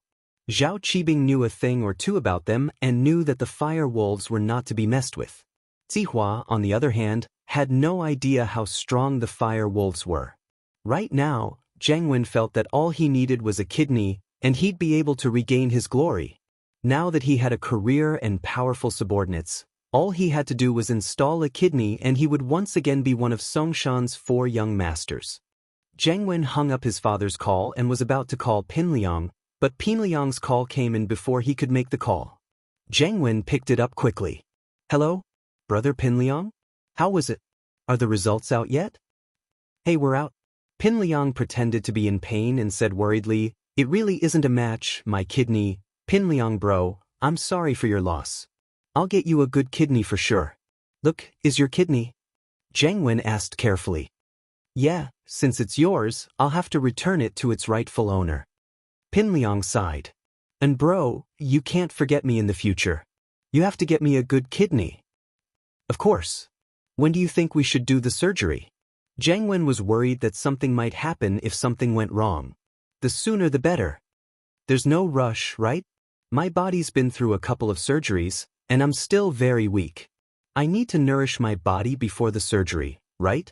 Pinliang said, troubled. Plus, the surgery fee is quite expensive. I'll have to discuss it with my dad first. The surgery fee is not a problem. Of course, I'll pay for it. How can I let you pay for it, bro? Zhang Wen said quickly. As for your body, we can nourish your body after the kidney transplant, right? How about this? I'll give you some nutrition fees, and you can buy some supplements or something. I see. Pinliang was overjoyed. Zhang Wen, you idiot. I'm giving you a dog kidney and you're giving me money? What an idiot. But he didn't show it on his face. Since bro says so, I can't really say no. I guess that's the only way. But how much can you give me for the nutrition fees? How about 500,000? Zhang Wen gritted his teeth. That was half of his private stash. The rest of it was given to the firewolves and Hausen. He was feeling a little heartache. But he had a career now, and he had a kidney. What was this little bit of money? It was a double blessing for him. Okay, right? Then when do we get the kidney transplant? Zhang Wen asked anxiously. And bro, since you're in such a hurry, I won't delay it any longer. How about tomorrow? Pin Liang said. The private clinic that's doing the checkup here can do the surgery. I've already contacted Xiaofu. Okay. Tomorrow then. Pin Liang bro, thank you. I'll treat you to a feast then. Zhang Wen was overjoyed by Pin Liang's words and quickly thanked him. After Pin Liang hung up, Xiaofu asked, Liang bro, how was it? Did Zhang Wen agree? He did. We'll get the kidney transplant tomorrow, and then give me 500,000 as compensation. Pin Liang said. Is everything ready on your side? Everything's ready. We can do the surgery any time. Gao Xiaofu cackled and said, Brother Liang, I've also prepared a mad dog. I bought a mad dog from the dog hunting team. This mad dog is really hard to catch. We'll get that Zhang Wen a mad dog kidney. We'll play him to death. Who told him to screw me over?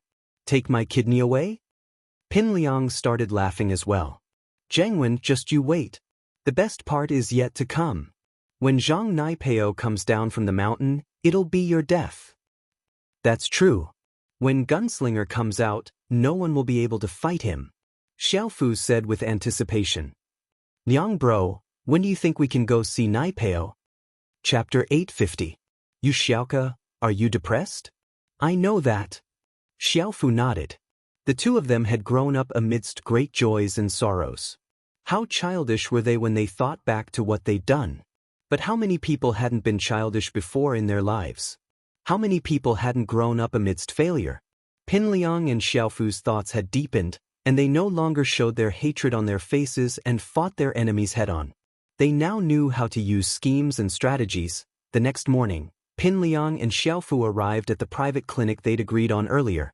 This clinic was under Tsihua's jurisdiction, and Xiaofu was able to easily reach an agreement with the doctors here using Tsihua's name.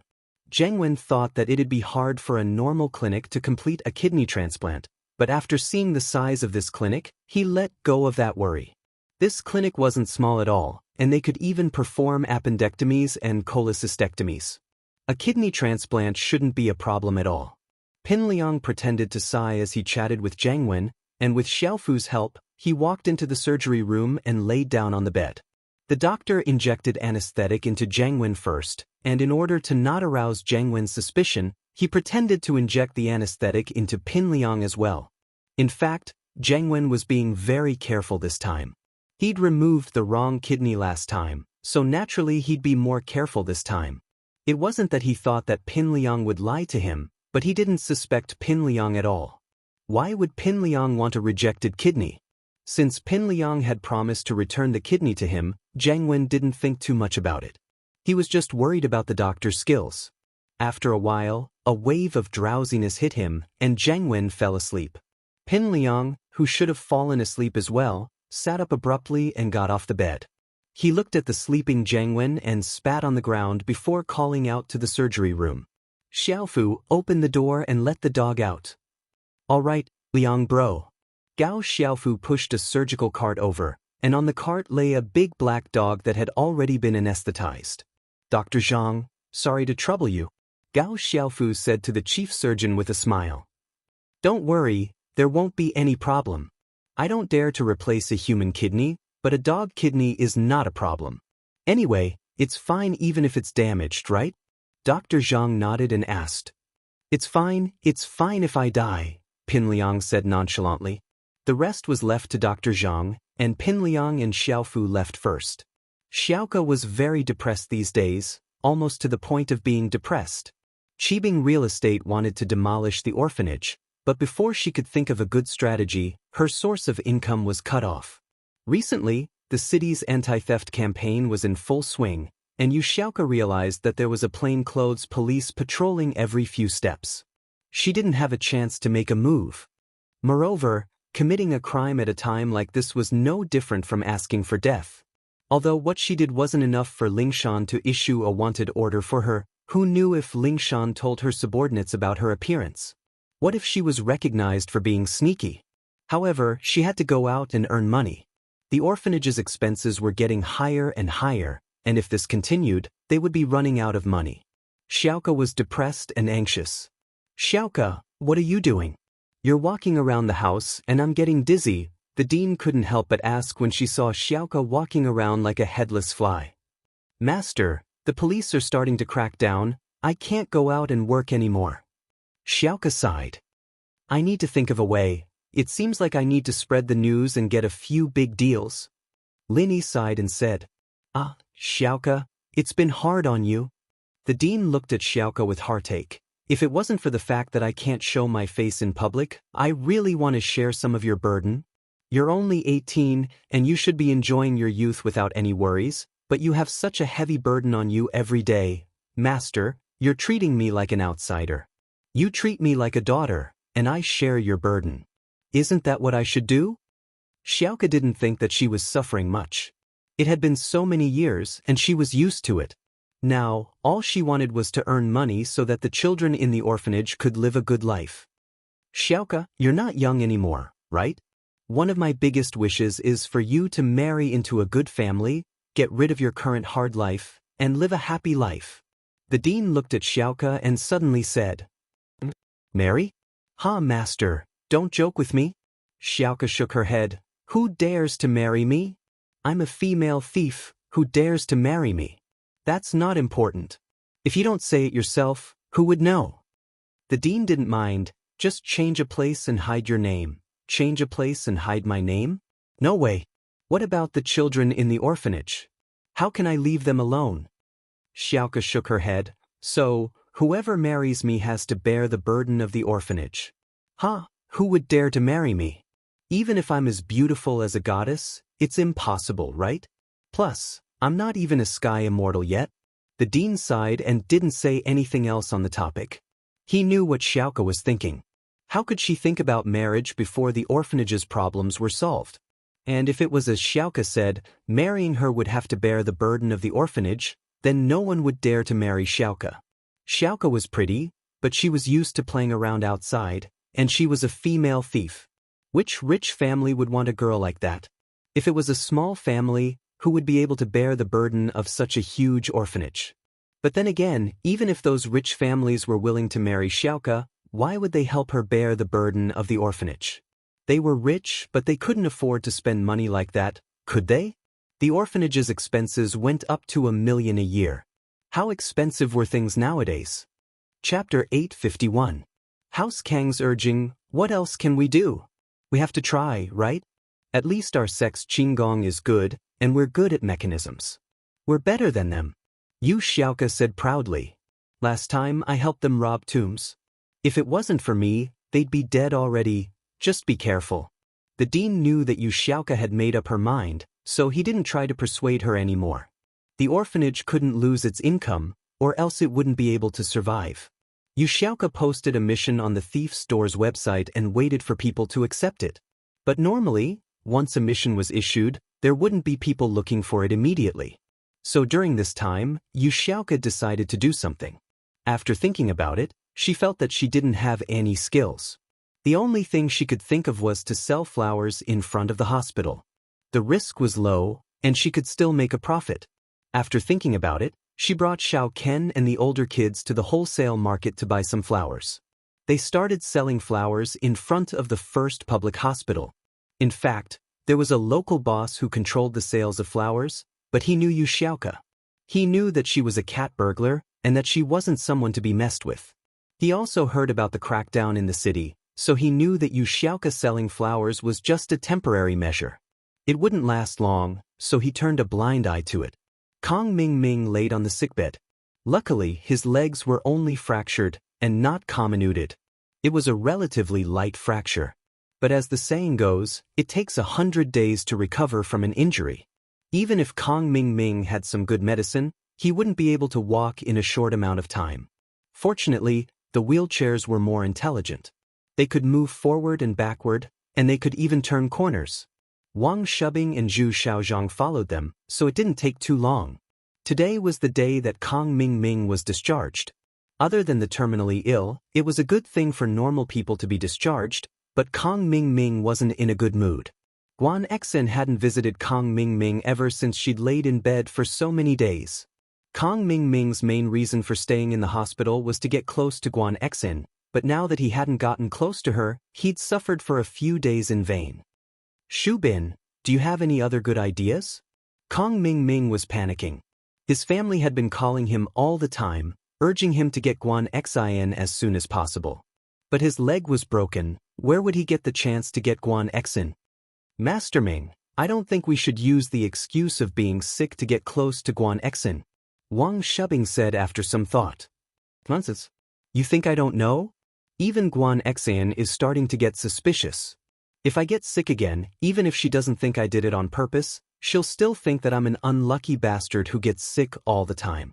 Who would want to be friends with me? Kang Mingming snorted. Plus, which patient she's in charge of has such a bad injury. She won't be able to control it well if it's light or heavy.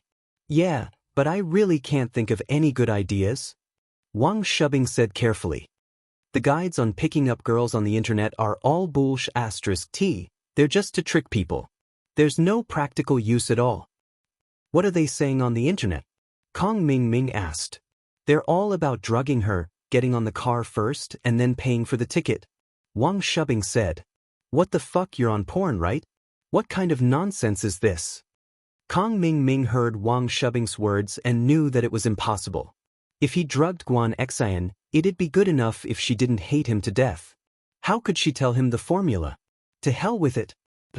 Yes. Wang Shubing wiped the sweat off his forehead. Didn't you tell me to go see her? But he didn't dare to refute. As they were talking, Kang Mingming's phone rang. Kang Ming picked it up and saw that it was his brother Kang Xiaolong. He quickly picked it up. Brother? Xiao Ming, I heard that you're leaving the hospital today? How's it going? Xiaolong had something to discuss with Kang Mingming, but Kang Ming had just been discharged from the hospital. As his brother, he had to visit him. I'm alright, but I still have to sit in a wheelchair. Brother, what's up? Kang Mingming asked. Isn't it that thing? Xiaolong sighed. The Xiao family came looking for Grandpa to force the marriage. They even brought a mystic class master. Motherfucker, are they trying to scare us? That's why you need to hurry up and get Guan Xen to give us the prescription. No matter what you do, you have to get it done as soon as possible. Otherwise, I'll have no choice but to marry Wang Xinyan.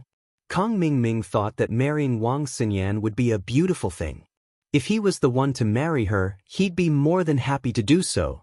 But he also knew that if House Kong really had the formula for the pill of life extension and toxin cleansing, they'd have a qualitative leap. With this formula, they'd become one of the most powerful houses in the world. Although the aristocratic families that had consumed the pill of life extension and toxin cleansing didn't publicly announce the effects of the pill, they had secretly sent people to the Kong family to inquire if they had any intention of selling the pill of life extension and toxin cleansing they had purchased at the auction. If they could, they would offer a reasonable price. Reasonable price? House Kong had already spent more than 400 million on the pill of life extension and toxin cleansing. Wouldn't a reasonable price be more than 400 million?